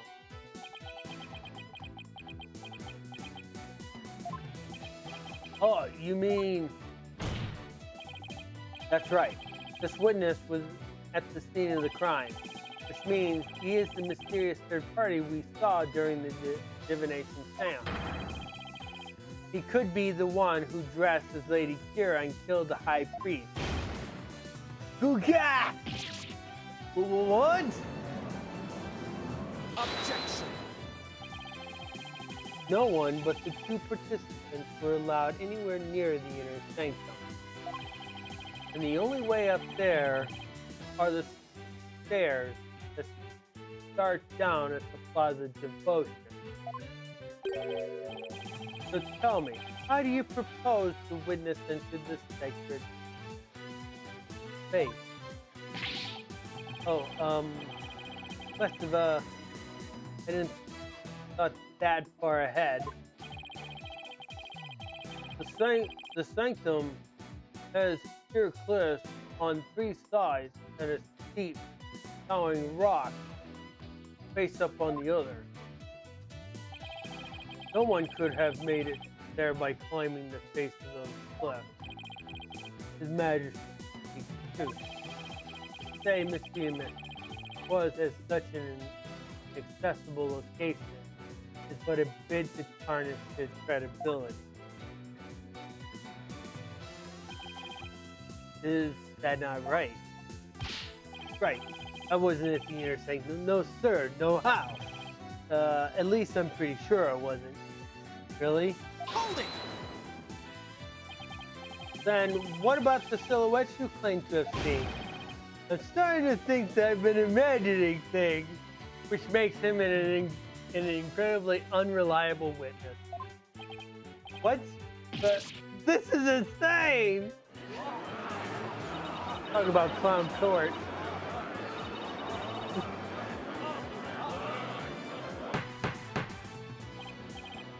Peace, I say. This is impossible. Unless I can show how he got to the inner sanctum, it just looks like I'm trying to slander Mr. Emus. I believe in you, Nick. Drive Ross. This Boomba! Fight, Phoenix Wright! Just look at the accused. But has no shame. What's your problem, lady? Phoenix Wright is very trustworthy. I'll have you know. She's got some nerve for a criminal. I bet that lawyer's poisoned her mind. Please, Maya, you're only making it worse. I appreciate the vote of confidence, but it's probably best to keep it to yourself for now. I would advise the defense to think carefully before making any more sudden outbursts. Yes, Your Majesty. I wasn't the bad guy before. I definitely am now. Ah, Mr. Emus. I would like you to think back carefully for your testimony next about where you were that night.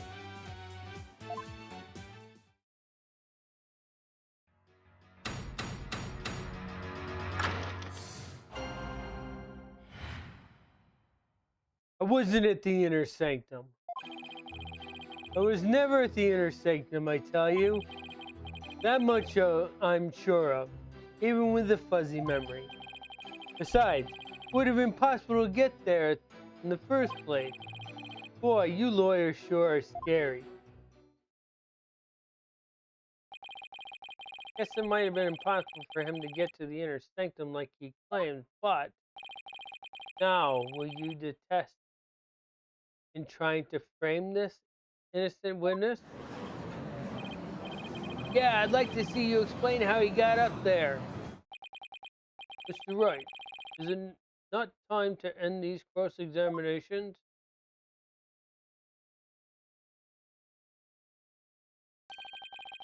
A moment of desperation leads to 100 million years of torment. It means that for each moment a sinner spends struggling to deny their sins, 100 million years of torment are added to their time in hell. Arianism is the strictest religion ever. Just so you know, you've already accrued 200 million extra years. Plus the 5 they started with, that's 700 million years. Sure, what's another 2 million, give or take? Well, it's a big deal to me. I can't keep saying that the witness was there at the inner sanctum if I can't prove it. The problem is, how am I going to do that?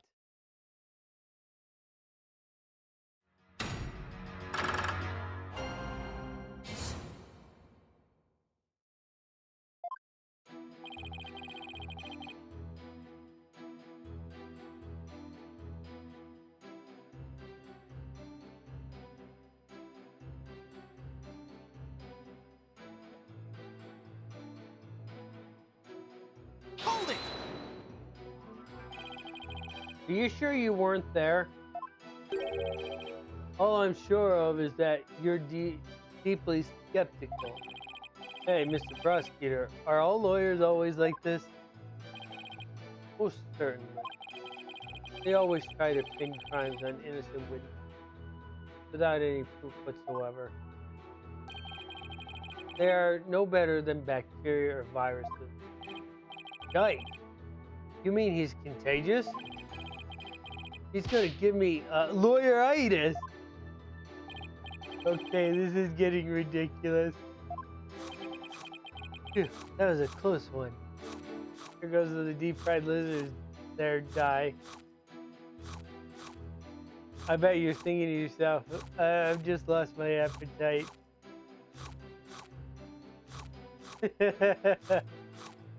No more deep-fried lizard! Get it out of my face! He almost put me there at the scene of the crime, but I wasn't even there.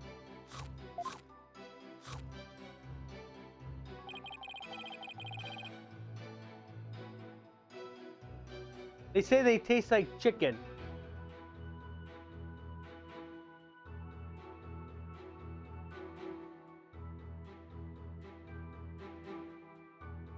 Hold it! You just said your memory was fuzzy. I sure did. What's the big deal? I'll tell you what. Your testimony isn't very credible if your memory of the events is fuzzy. Oh, no worries there. My memory may be fuzzy, but I'm very clear on one thing. Here we go again.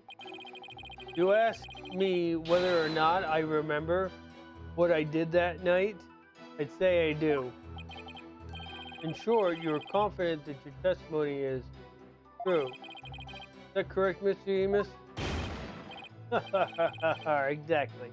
Guess you don't get to be a judge for nothing. So, in closing, I can clearly say that I was totally not there.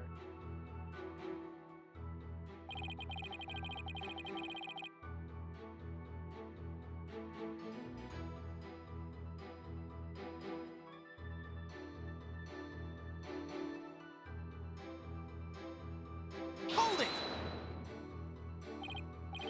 I wonder if it really was impossible for you to get to the inner sanctum. If you have something to say, just say it. Couldn't there have been another way to get there? A way that wouldn't attract attention?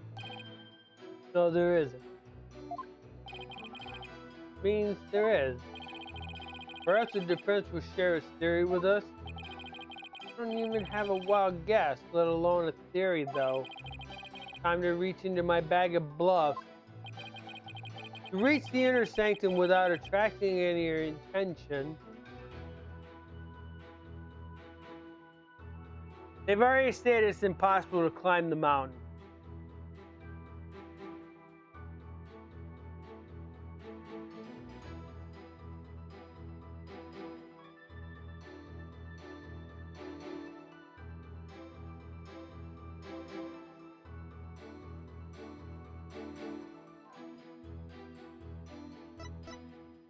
Good answer.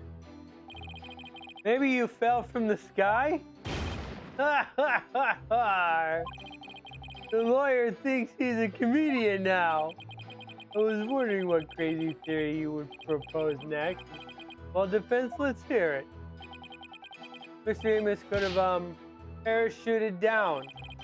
We already know the weather was clear and there was no wind to speak of. Perfect weather for skydiving, I'd say.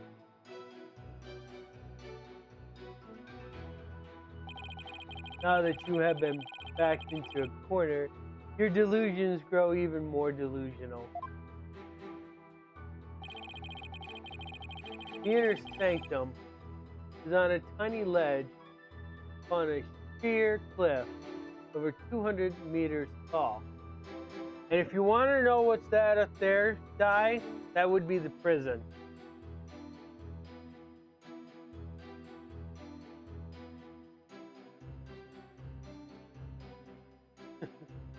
Looks like a prison, doesn't it, Di?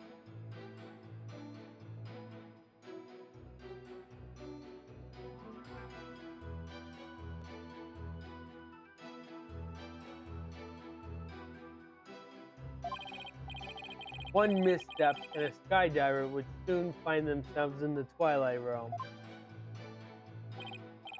Yeah, I don't care how still the wind was, even I couldn't have made that jump. Wait, what's this building on top of the sacred mountain? That is the Royal Penitentiary number. Oh right, Princess Rayfar mentioned there was a prison up there. How do you get your prisoners up there anyway? By helicopter. But only with authorization from the Minister of Justice. He's the only one who can approve flights that pass over the inner sanctum. Mountain range poster updated into the court record. Might I also add defense? No parachute or any other equipment necessary for skydiving have been found. That's a lie. Are you saying I flew down there by flapping my arms? Like the Looney Tune cartoons? Maybe incredibly dumb, but not even I'm but even I'm not capable of that. Incredible dude. Well, please add this statement to your testimony, Mr. and Miss. Not like I can fly through the air either.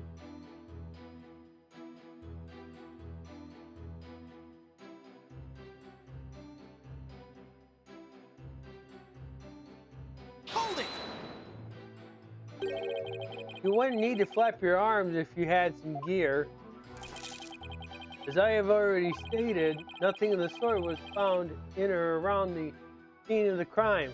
That's a lie. Har har har har. I'd sure like to see some of that so-called gear you're talking about. No, I know, but was there really nothing like that at the inner sanctum? What if there was something that could have been used as a parachute? I should give the evidence another look. You continue to claim the witness was at the inner sanctum, yet said claim shall remain but a claim without any supporting evidence, Mr. Wright. Yes, I realize that, Mr. If I can't find any inconsistency, then I guess I can try to elicit some more testimony.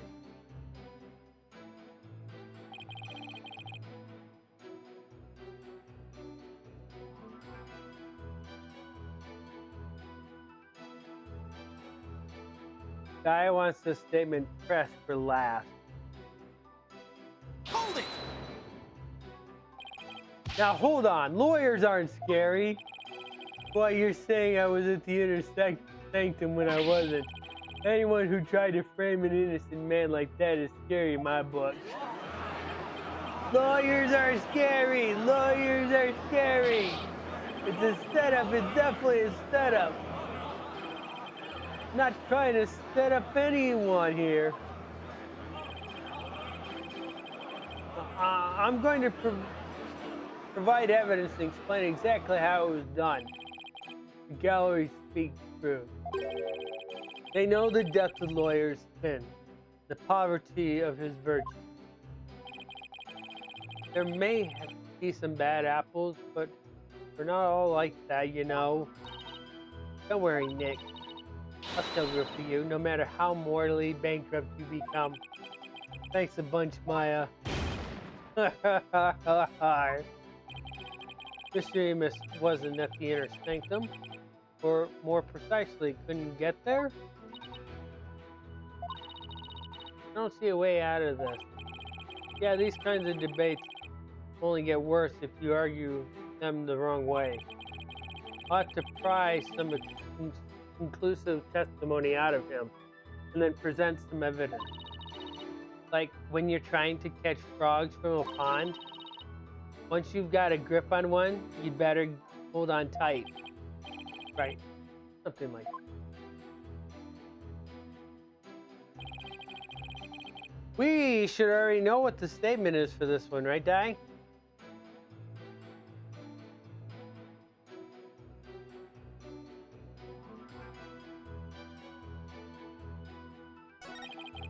We should also know the evidence too, right? I'm already looking at it.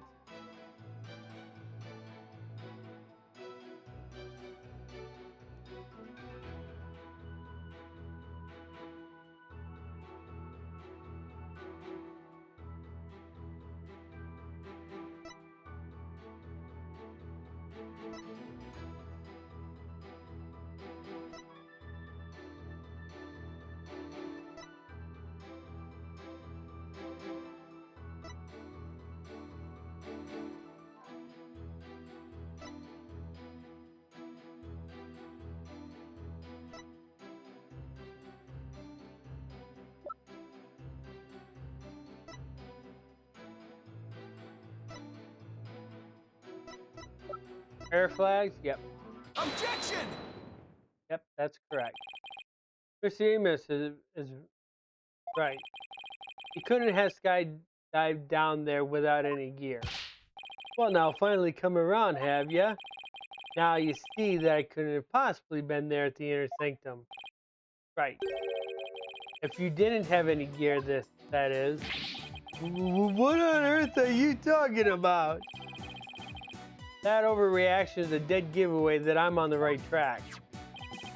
Take a look at this piece of evidence. Those are prayer flags, are they not? Yes, but they have been sewn together to create one big banner. A banner that could also function like a parachute. Okunka! The people of Korean are used to seeing prayer flags, but the police didn't even think twice about these flags during their investigation. No, this cannot be. The witness landed at the inner sanctum by using these prayer flags as a parachute. Is that not right, Mr. Emus? There's no way out. Mr. Rowan. Mr. Emus? Oh, this jogs my memory. I guess I was there at the inner sanctum after all. Grr.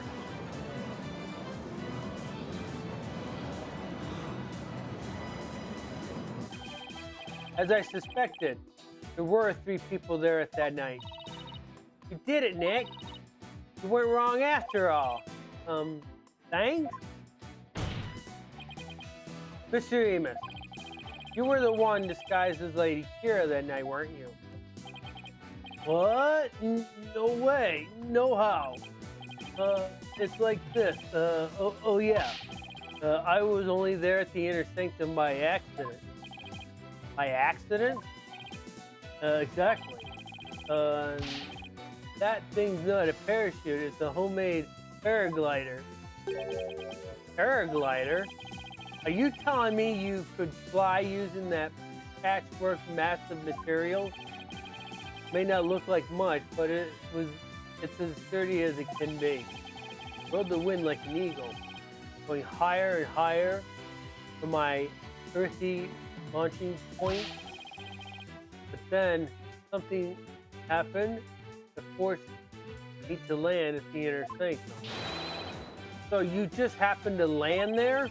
You expect me to believe that? No, please calm yourself, Mr. Wright. However, the fact that the witness was at the inner sanctum is crucial testimony indeed. It certainly warrants further explanation. Therefore, let's continue with more testimony.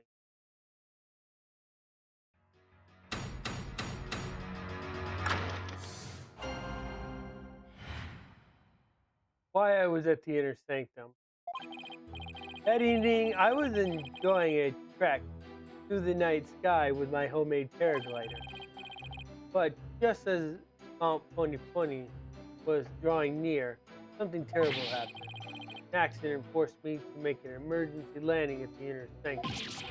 As I landed, I banged my head, causing me to lose my memory. So you see, I ended up at the inner sanctum purely by accident. Well, at least he's not lying about that one. Mr. Emus, you failed to mention any of this during your pretrial questioning. Can't be helped. I mean, I'm just remembering it now. Continue such slipshod testimony and you will be cast into the hell of hangnails, where you shall have hangnails grown and dripped out for 800 million years. Oh, hoo-ha! I think I'll pass on that. It looks like that cop prosecutor side mighty off guard. This is my chance to rip his case to shreds.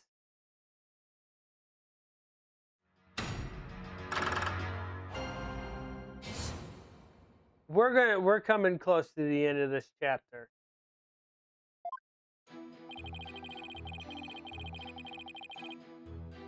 Boy, is it going to be an ending.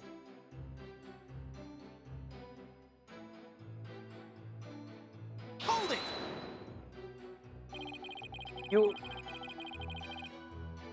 I know this, Andy. You were enjoying a trek through night sky with your homemade paraglider? You didn't go to pray? A devout Koreanist like me can pray anywhere, even while flying through the sky. But I wouldn't recommend you try it. You're bound to end up dead. Har har har har har. Paraglider? I didn't see anything like that. That's because of the ritual curtains that blocked your view. You should have seen me, majestically soaring through the mountains. Really? What do you think, Nick? Don't ask me. Har har har. I was really enjoying that flight. At first, anyway. Guy is thinking of Breath of the Wild and Tears of the Kingdom when he mentions paraglider.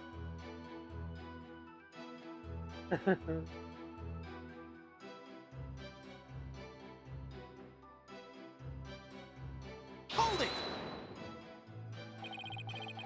Something terrible happened? Exactly. When I say terrible, I mean terrible. What? Was there something unexpected here, Mom Pony Pony? What was it again? Wait, you don't remember? Let me just say it was terrible.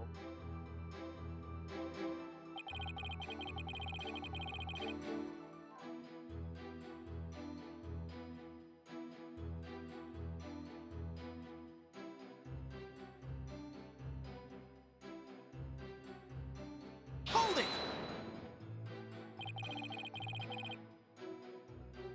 What exactly was this accident you had? Good question. Now, what was it again? Wind. Oh yeah, it was the wind.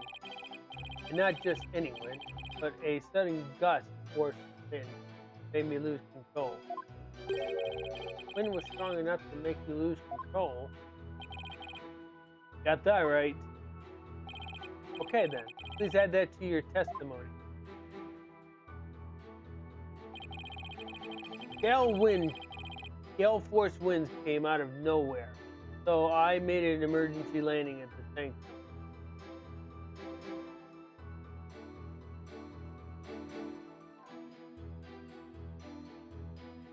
Hold it! Had the wind been blowing the whole time around the mountain? Yep, just the right amount of a wind for paragliding.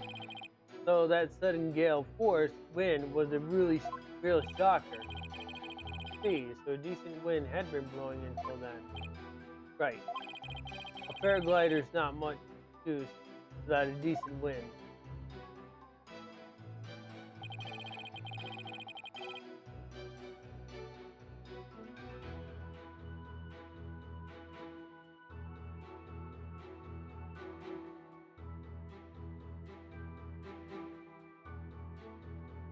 Hold it! Where at the inner sanctum did you land? That's easy. Where the paraglider ended up. I guess that makes sense. So outside the ritual curtains on the other side where the moonlight shadows were cast. But right as I landed, I hit my head on a rock. Lost both my consciousness and my memory. Ah, ha, ha, ha, ha. Something's seriously wrong with this guy.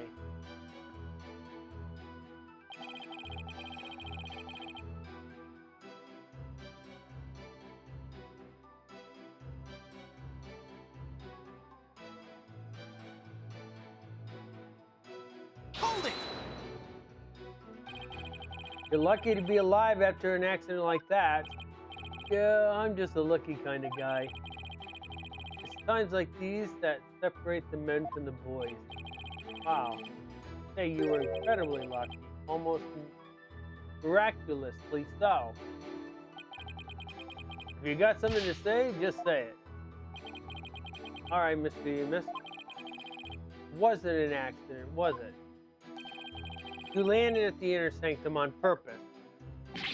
Well, what the? No, it was an accident, I'm telling you. You don't even have any proof, so stop making things up about me.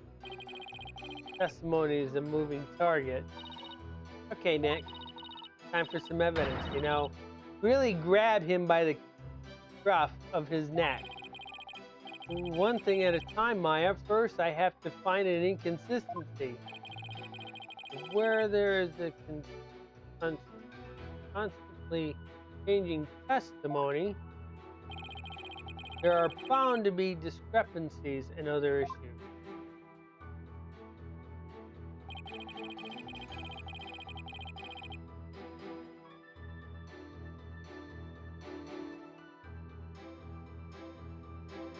All right, time to pick a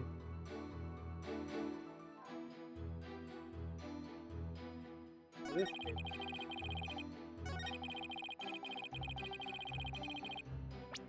All right, so which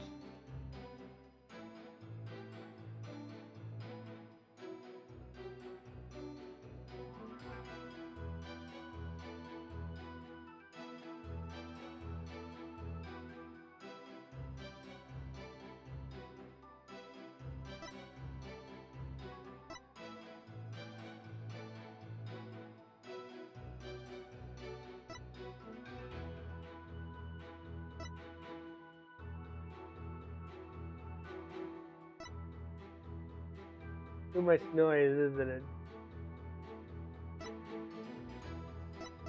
Newspaper, good one. Objection! We have a saying in my country, Miss Demas. From one lie sprouts another. Huh? But what's that supposed to mean? Exactly what it says. From one lie sprouts another. It means someone caught lying will lie again in an attempt to conceal their first lie. In other words, this current testimony is just a blatant lie you're telling to cover your tracks.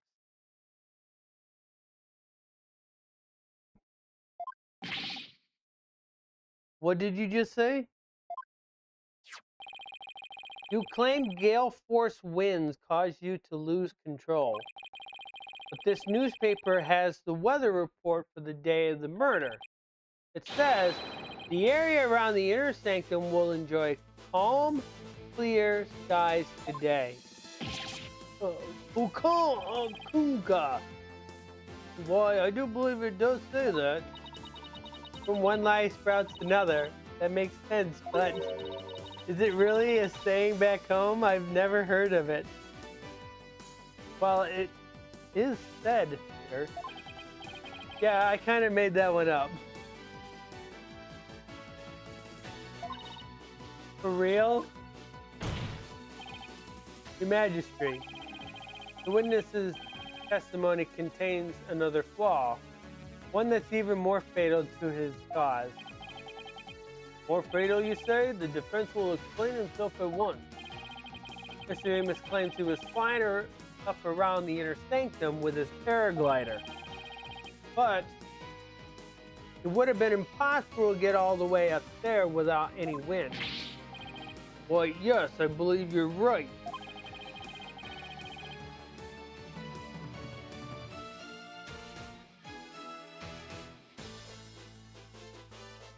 But we know the witness was at the inner sanctum, so, Mr. Amos, how did you get there, and from where? Guy, can you take a guess where he was? If you want a reminder,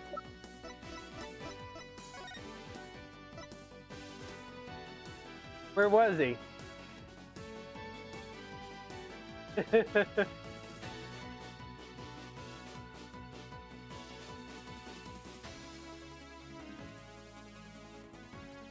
All the way up there in the prison, and he sailed all the way down and landed in the soft, cushy snow.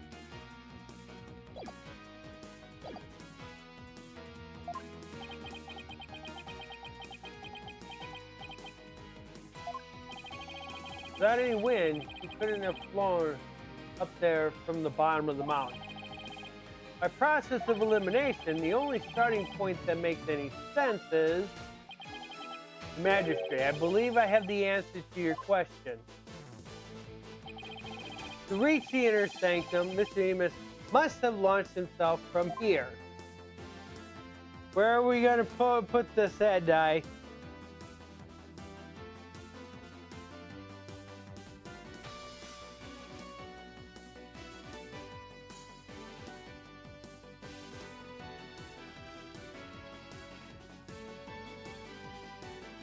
Up in the prison. Take that! A hoo-ha! You insane? That's where he came from? If he couldn't have come from below, the only other option is from above. So you see, Onimus came down from Royal Penitentiary number 4. From there, he could have easily reached the Inner Sanctum by parachute. And that means he might have also killed the High Priest. What? Mr. Emus, were you the third party at the Inner Sanctum?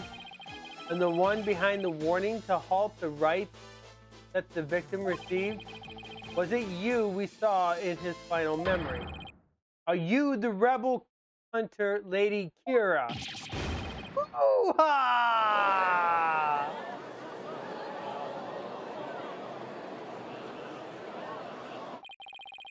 Hey, Mr. Prosecutor, sir, help me out here. You did it. You finally left him speechless. Oh, come on, Mr. Prosecutor, man. Quiet. Fool. You should use this time to prepare yourself for what is to come. For a fate far worse than hangnail hell awaits you now. Well done, defense. I must concede this point to you. The witness did, in fact, descend to the Inner Sanctum from Royal Penitentiary number 4. Huh? He didn't even put up a fight this time. That's awfully generous of him. But if you are as perceptive as you seem, surely you've already figured out the riddle. The riddle of Anonymous' true identity. Oh, his true identity? Not sure I know quite. Not sure I know quite yet. But I guess I shall have to answer with something. It would seem I am the only one still in the dark here. Would the defense care to enlighten me? Who is this man we've been calling Anonymous? The witness's true identity is... I should know this one.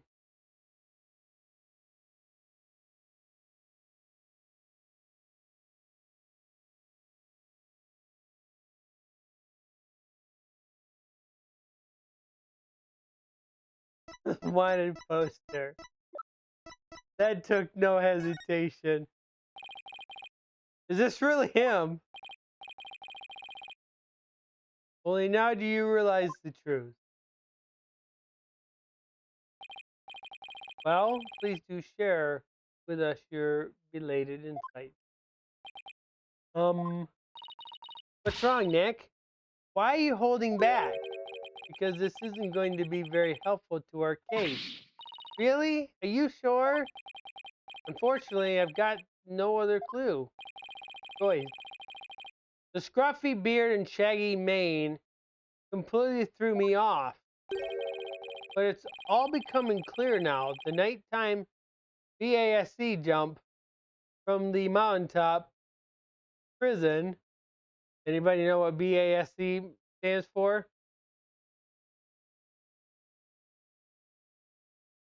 Figure it out later. The precision landing at the Inner Sanctum using only a homemade parachute.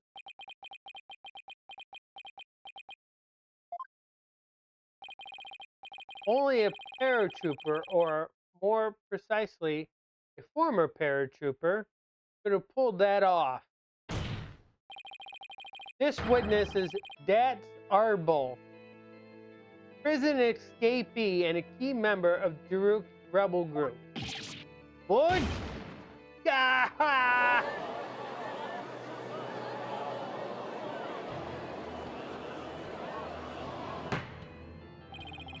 The witness is an escaped prisoner. Precisely. The police has been scorning every corner of the city to no avail. Meanwhile, here, he was under our noses the entire time. Woo-ha! Didn't think anyone would see through my clever disguise. But the witness is straight. It is not all that has been shattered, is it, defense? Boy, do I hate this guy. Please recall the defense's own words. Whoever sent it clearly meant to threaten the high priest. The letter said, do not perform the rite. The rite went on as scheduled. I believe that is why the high priest was murdered. Who do you suppose sent the letter? The person with someone to hide, the rebel hunter disguised as Lady Kira herself. He claimed that the real killer was the rebel hunter disguised as Lady Kira. Yeah, and what's your point? What of the witness's true identity? Only a paratrooper, or more precisely, a former paratrooper, could have pulled that off. This witness is Dat Sarble, prison escapee, and key member of Daruk's rebel group. Oh no! So we're gonna look at this sprite for a second. Do you see something wrong with it, Di? That the devs overlooked? That the devs should probably end up fixing? Still hasn't fixed it from the 3DS? The way her hand is positioned is supposed to be positioned on the desk, isn't it? You don't see it. Well, her hand's not positioned on the desk. See, the desk is in front of her. But she should be having her hand on the desk. Something happened.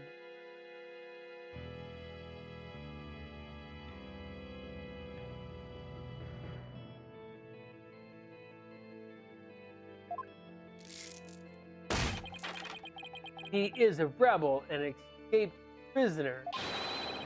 He could not possibly have been Lady Kira, mortal enemy of the rebels.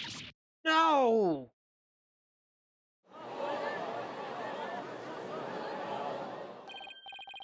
Now, perhaps the witness will enlighten us the truth. After all, he has yet to refute any of this. Hoo-ha! Got me. I'm the razor-sharp fangs of the defiant dragon.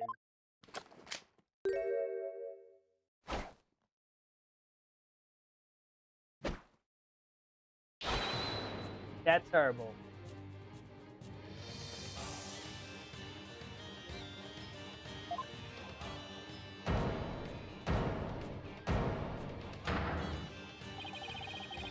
When did you get your memory back? Oh, around the time you guys were talking about there being no wind. But you gotta give me credit for making up all that testimony off the top of my head. Are you prepared to tell us the truth now? Well, it's true I parachuted down to the inner sanctum, but I banged my head on impact and ended up unconscious outside the ritual curse. In short, all my eyewitnesses' testimony was a big fat lie. Big fat lie! Oh, and by the way, long time no see, Uddy, Yuddy, Yuddy.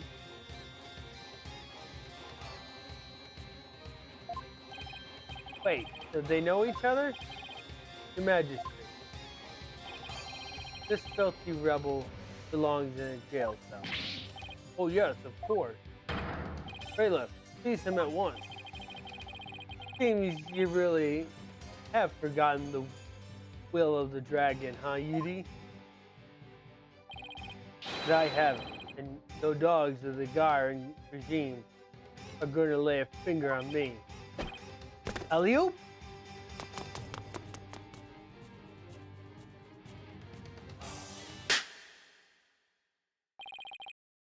Deploy all available resources. I want all units placed on high alert.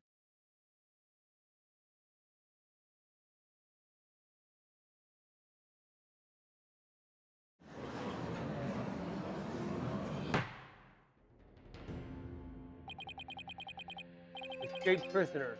Escaped again. The police force has been placed on high alert. He will be caught before long. Escaped prisoner who's escaped the law again after giving a ton of false testimony. Talk about a troublemaker. You really pulled a number on all of us. What's the point of all that anyway? Oh, I can't help but feel that entire episode was an enormous waste of time. Magistrate, perhaps it was not as great of a waste as you might believe. What makes you say that, Prosecutor Sudmarty? That Sarble dropped something as he made his escape from these halls.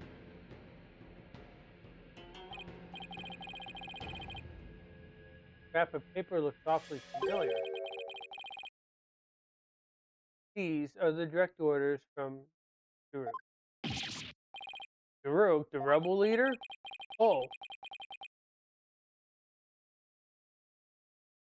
Oh, but we only have a small corner of it. Wait, I remember now. Magistrate. I've seen the scrap of paper before. Oh. Scrap of paper Dat Sarble dropped is part of this. What is it?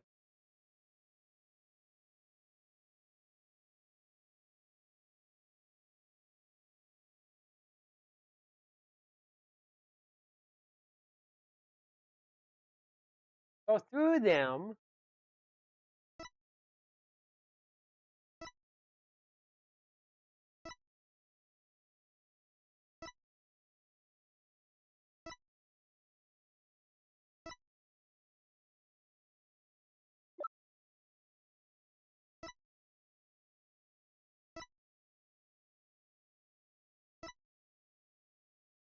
Hi.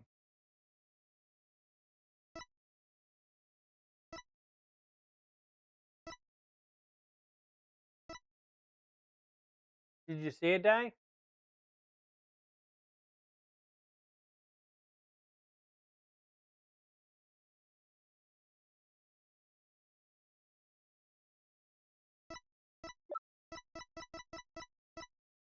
Take that! And this is... I found it at the scene of the crime. It appears to be a copy of the order that Mr. Arbel dropped. If we put these two together, we should be able to read what the order says.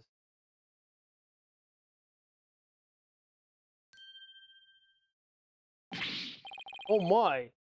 And just what does it say, Mr. Wright? I can't read Koreanese.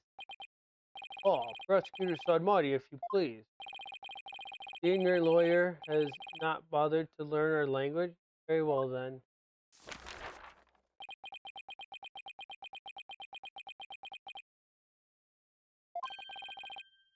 I do not understand. Well, what does it say? Using the lamp lights as a landmark, he was to parachute down to the inner sanctum upon the right's completion. He was to don Lady Kira's robe and make his escape. What? That is how he was to escape from prison? So if I were to assume that Mr. Arbel was the one who killed the high priest, then maybe it was because Abbot Inmi tried to thwart his escape plan? Well, follow, lawyer. I'm afraid that is simply ludicrous. Huh? But I didn't say anything. Did he just read my mind? I know how your putrid mind works. Unfortunately for you, however, now that the rebel escape plan has been revealed, it is clear that Datsarbal is not the High Priest's killer. How can you be so sure?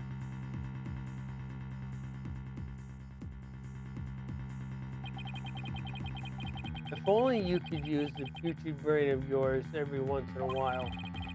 Datsarbal's plan could not have worked without the help of a certain individual. Well, what do you mean? I'm speaking of Abbot Inmate, of course. Had Datsarbal simply donned Lady Kira's robe, made his escape alone, he would have been far too conspicuous.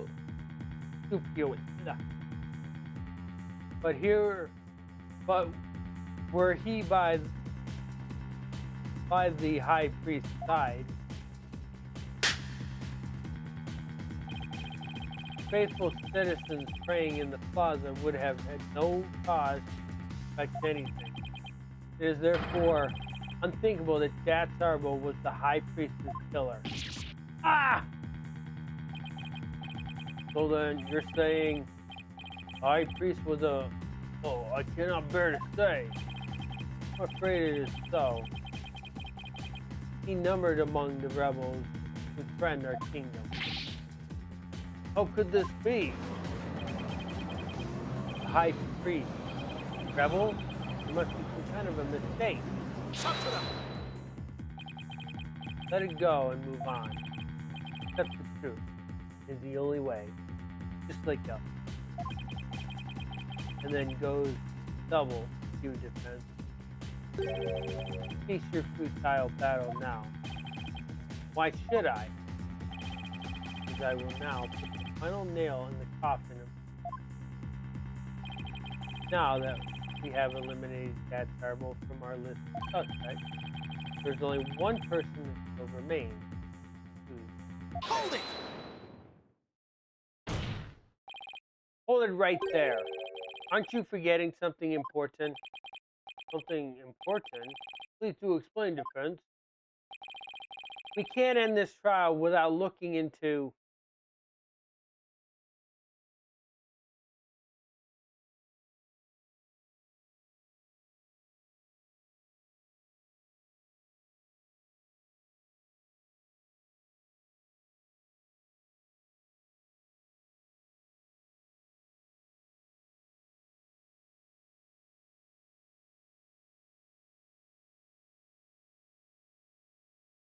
You're going to say arrow. Now, what about the arrow that was fired in the High Priestess' home? It was simply a means to deliver the warning letter to the victim. That's more or less the same conclusion we came to yesterday. No, I guess you're right. Oh, and this should be just about right as well. I've heard enough. This trial needs not be drawn out any longer. Defense has failed to counter the charges filed by the prosecution. In accordance with the law, I invoke the Defense Culpability Act against the defense. Now then, this court finds the accused Maya Fey and the defense Phoenix Wright. Well, we're going to have to start that over, Di.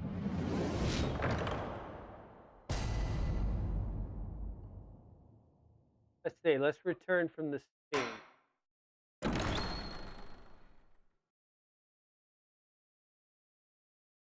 Now we got all 5 bullet points.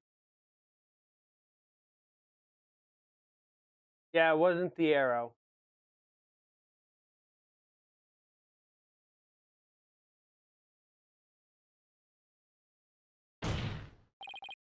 Hold it right there. Aren't you forgetting something important? Something important? Please do explain, defense. We can't end this trial without looking into... So we know arrow's wrong.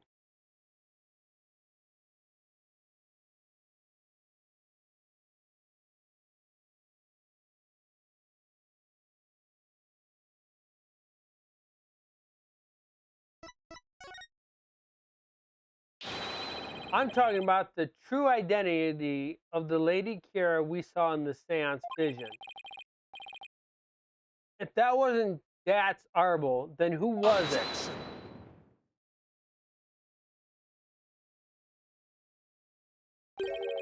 That matter has already been resolved. It has? What's he talking about?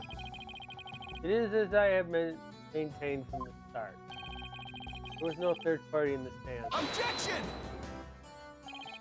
But there was another Lady Kira there besides Maya Fey. We all saw her.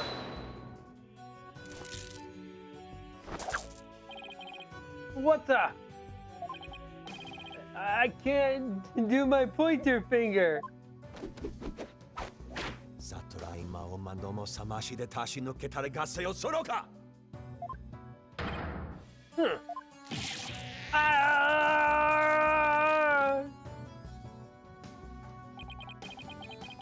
Is it time to let go and move on like Elsa? Your fate has already been sealed, much like your arm. This is hardly seems fair. It is quite simple once you consider where the victim and the accused were at the time.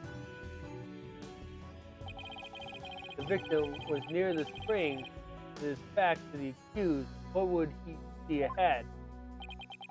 Besides, the water itself, there is nothing but the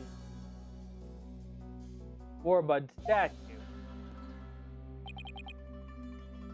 Precisely, Lady Kira, we saw in the seance is the Warbud statue draped in her sacred robe. No way! The accused wanted to fault Lady Kira to appear in the seance vision. Or he came from behind and stabbed the victim with a dagger in a reverse grip.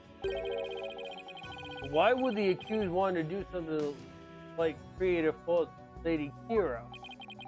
To show to the victim as he was being slain. What reason would the accused have to fool the victim she was about to kill? It's not the victim she was trying to fool. It was this very court itself. Come again? Suspicion would not fall on the accused if it looked as if another Lady Kira was there. The defense was foolish enough to fall for it and claim it as a third party in disguise. Are you saying? I am. It was all a clever, wicked scheme perpetrated by the accused. Scheme and wit. He sought to use seance vision to mislead us. This is why, in reality, they say that both the defense and the prosecution needs to provide evidence to prove their case. In this game, the prosecution apparently does not need to prove their case. So, apparently,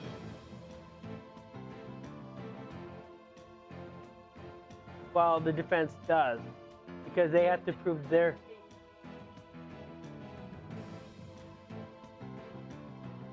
They're going to most likely end up proving their own case because they have to give out their side of their case anyways to defend their client.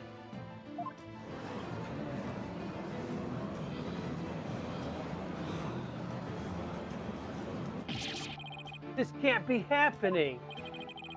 What a face. Surprised you're taking this so hard. After all, did I not clearly state a while back that you were chasing after naught but a deluded fantasy?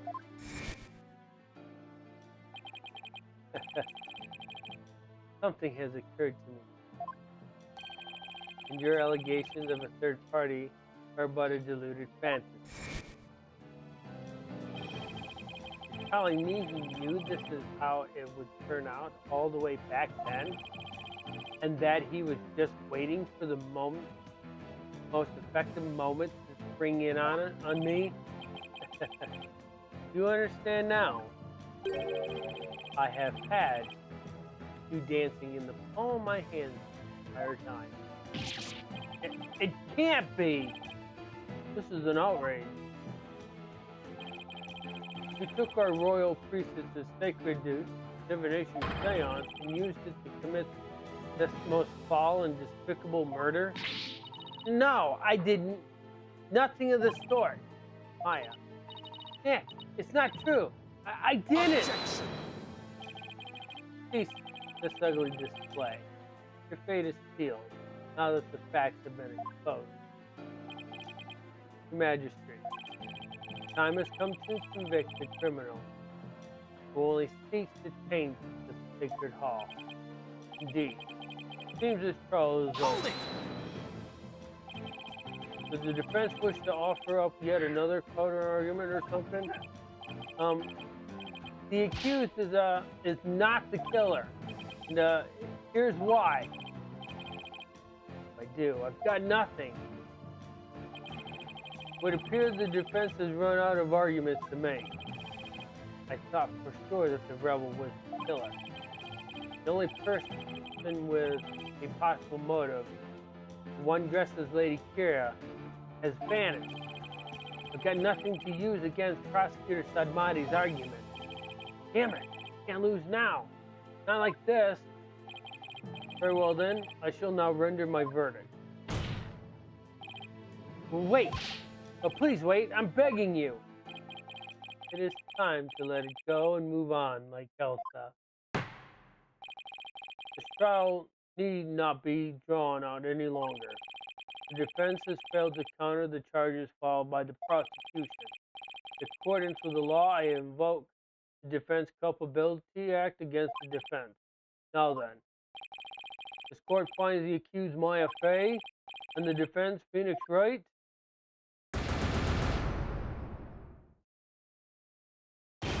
Ah!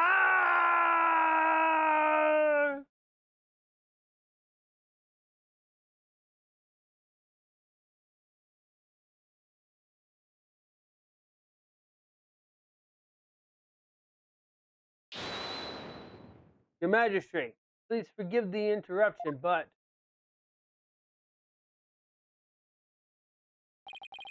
what is the meaning of this? A body has been found in the Plaza Devotion, Your Majesty. What's this? What? What happened now? We found this sticking out of the victim. Why, that's Lady Kira's Warba's dagger.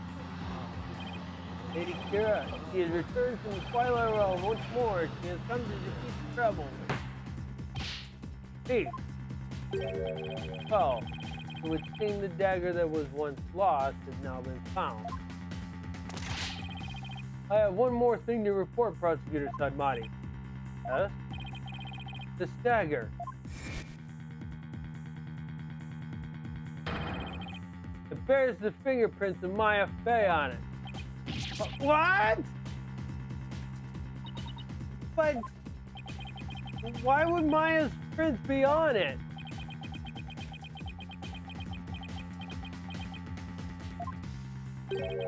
I cannot believe it.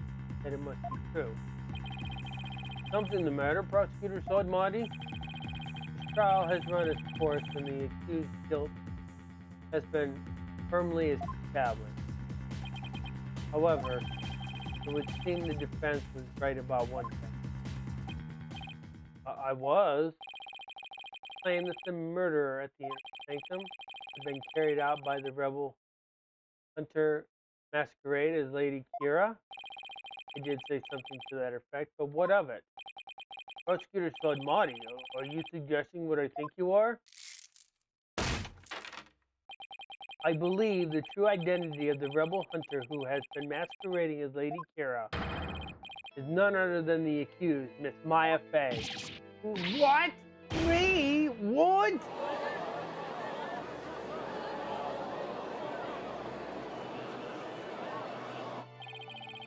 I realize how shocking this must be. Looking back, however, I now realize there was much that pointed to this fact. rebel hunter Lady Kira was first sighted about 2 years ago, and the accused first came to our kingdom 2 years ago as well. Well, why, the timing matches perfectly, but there is more. That warning letter was found in the high priest's bedroom 3 days before the rite. Despite his house being locked up tight that night. Objection!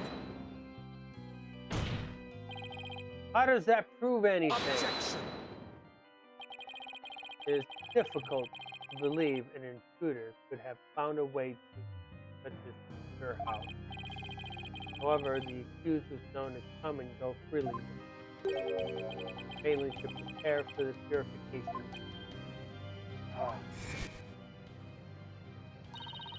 Abbot Inmi was an important figure with a ton of duties, including training acolytes. He was really kind to a corner like me. He even invited me over to his house whenever I was.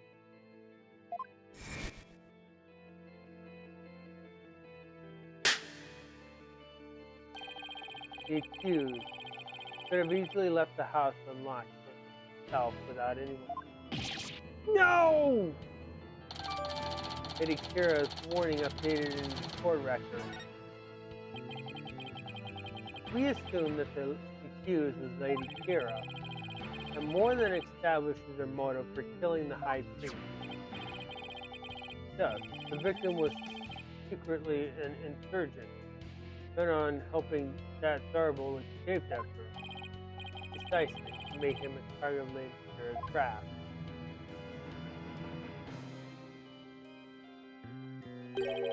After killing the high priest, he then unleashed her divine justice on another rebel.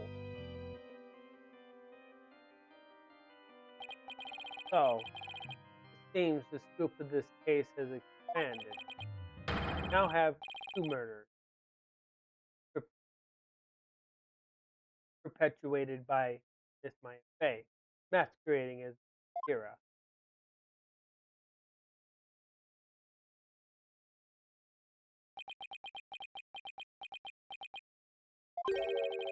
Miss Fey is indeed a serial killer. It would affect the severity of her punishment.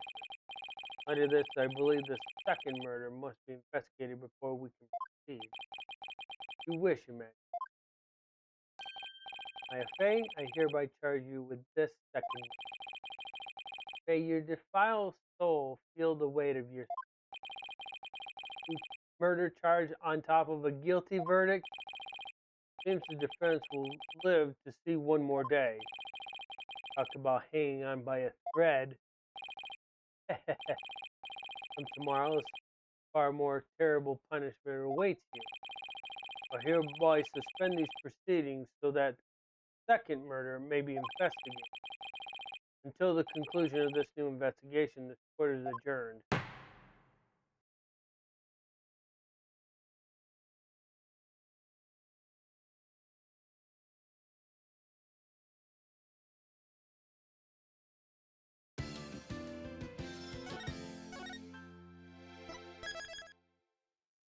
What do you think, Jai?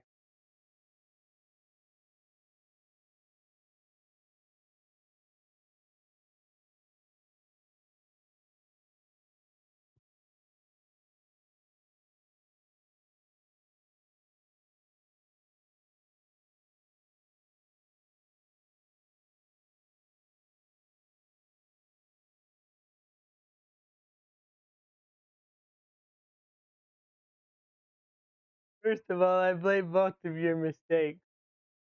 What mistakes?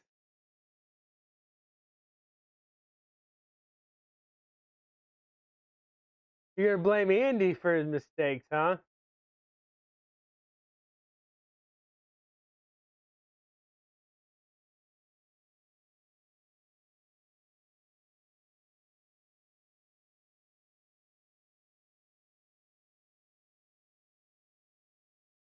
Misclicking in that too. Well, mine was explanatory because it was kind of a technical placement, which in the end it was still shouldn't have mattered because they placed in the right spot both times. But that's okay. What do you think of the ending of it?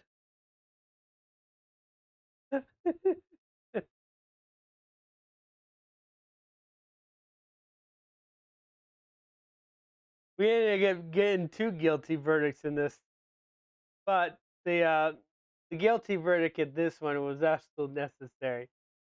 This is really confusingly complicated. Okay, what are you confused about? What are you confused about?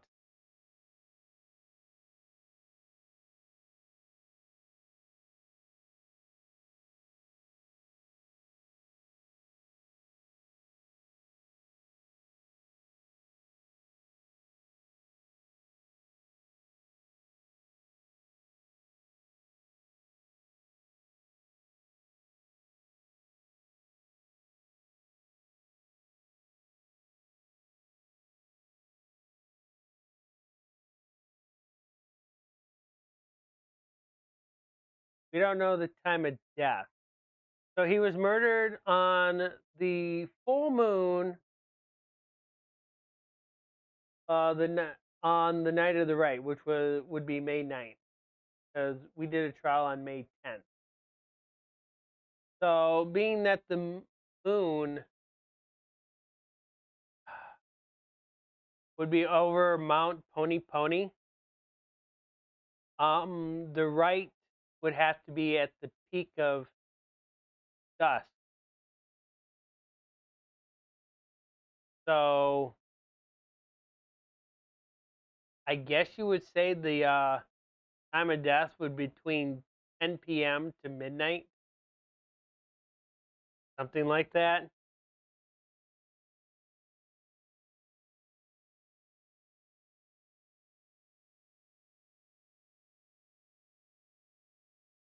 It would be all in the autopsy report.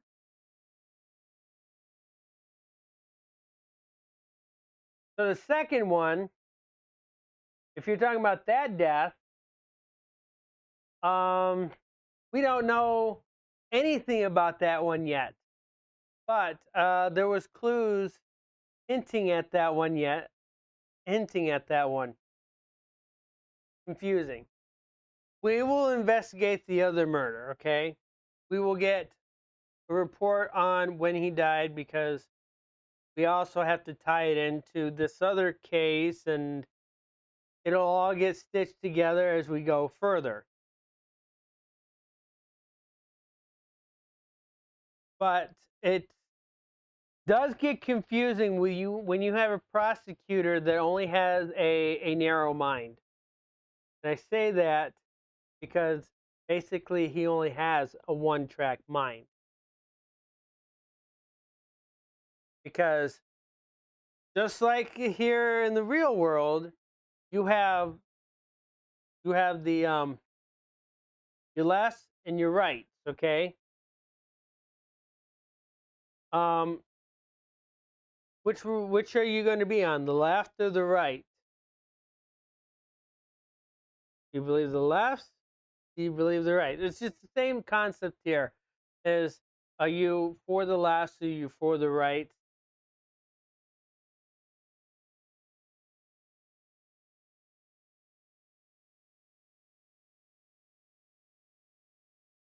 So that's why everything becomes confusing because you never know who's telling the truth. It's very blurry.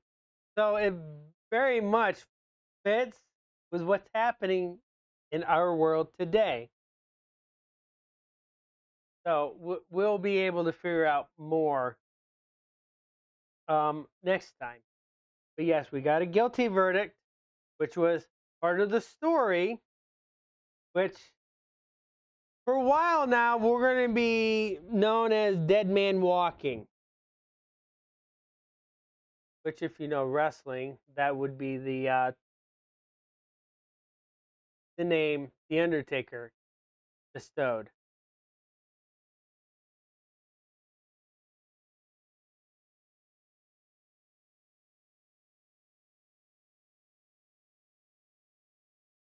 You know wrestling, right, Di?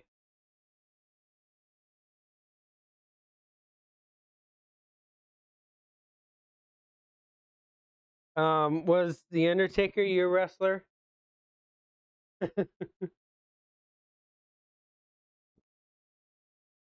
Or were you a Shawn Michaels fan?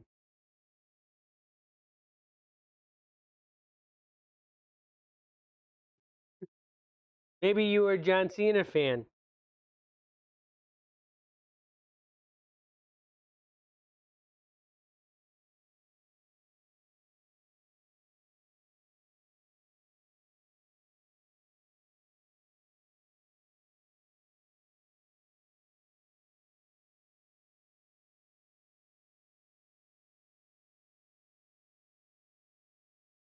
You don't watch wrestling. Well, now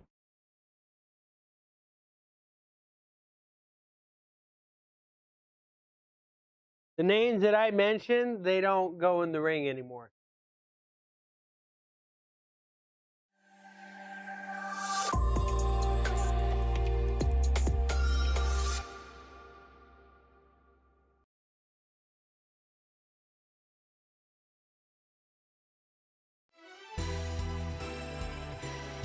Okay.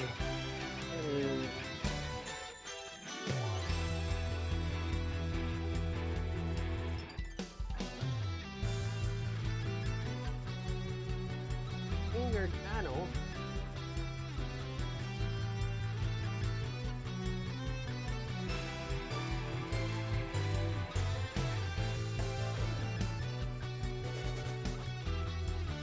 Oh. All right.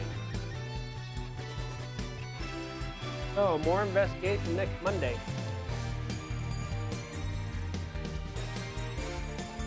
And we'll be able to get out of this mess, guys. It'll tie in together.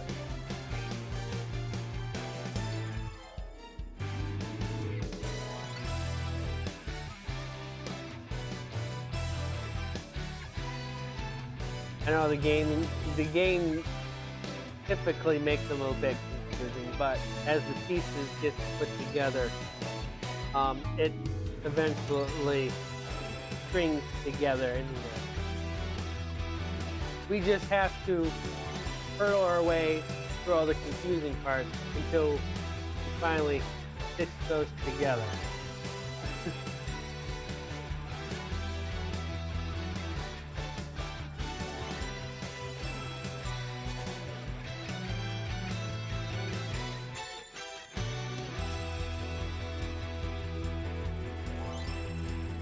Would you say this game is a lot more confusing than the last one?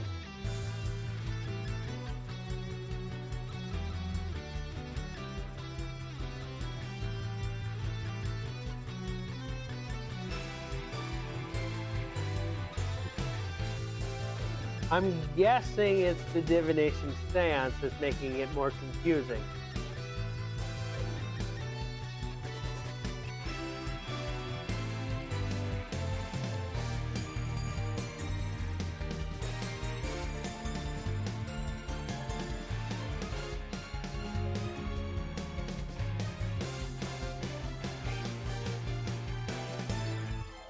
Let me tell you something. The divination, the images that you see in the Pool of Souls, they aren't exactly wrong. They're 100% correct. It's just how people interpret it. Okay? So, how Phoenix Wright perceived it is actually correct. How everybody else is perceiving it is incorrect. Why else would Phoenix Wright win his cases? Because prosecution and of course Rafa aren't seeing the actual truth of the insight.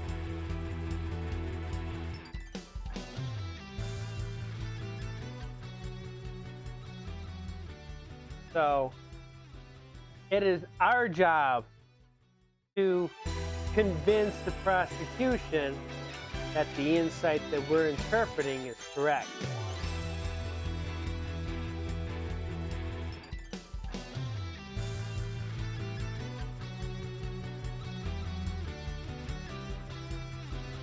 If that makes it easier on you.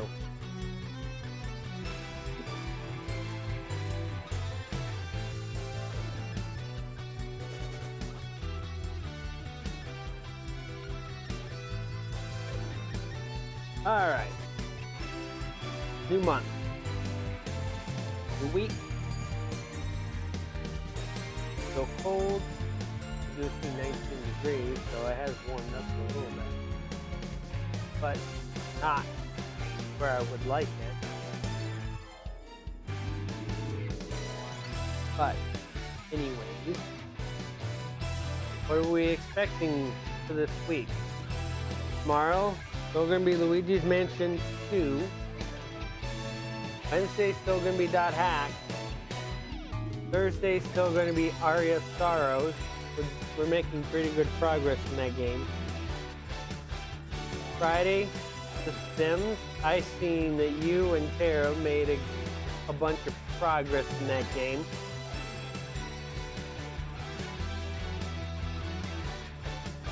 Looks like you're doing the second time around faster than you did the first time around.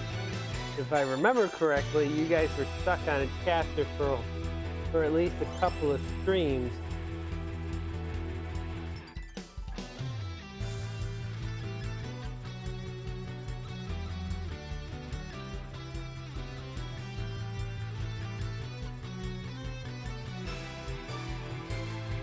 Probably because of the career choice that you had before, which required a whole bunch of getting to know people.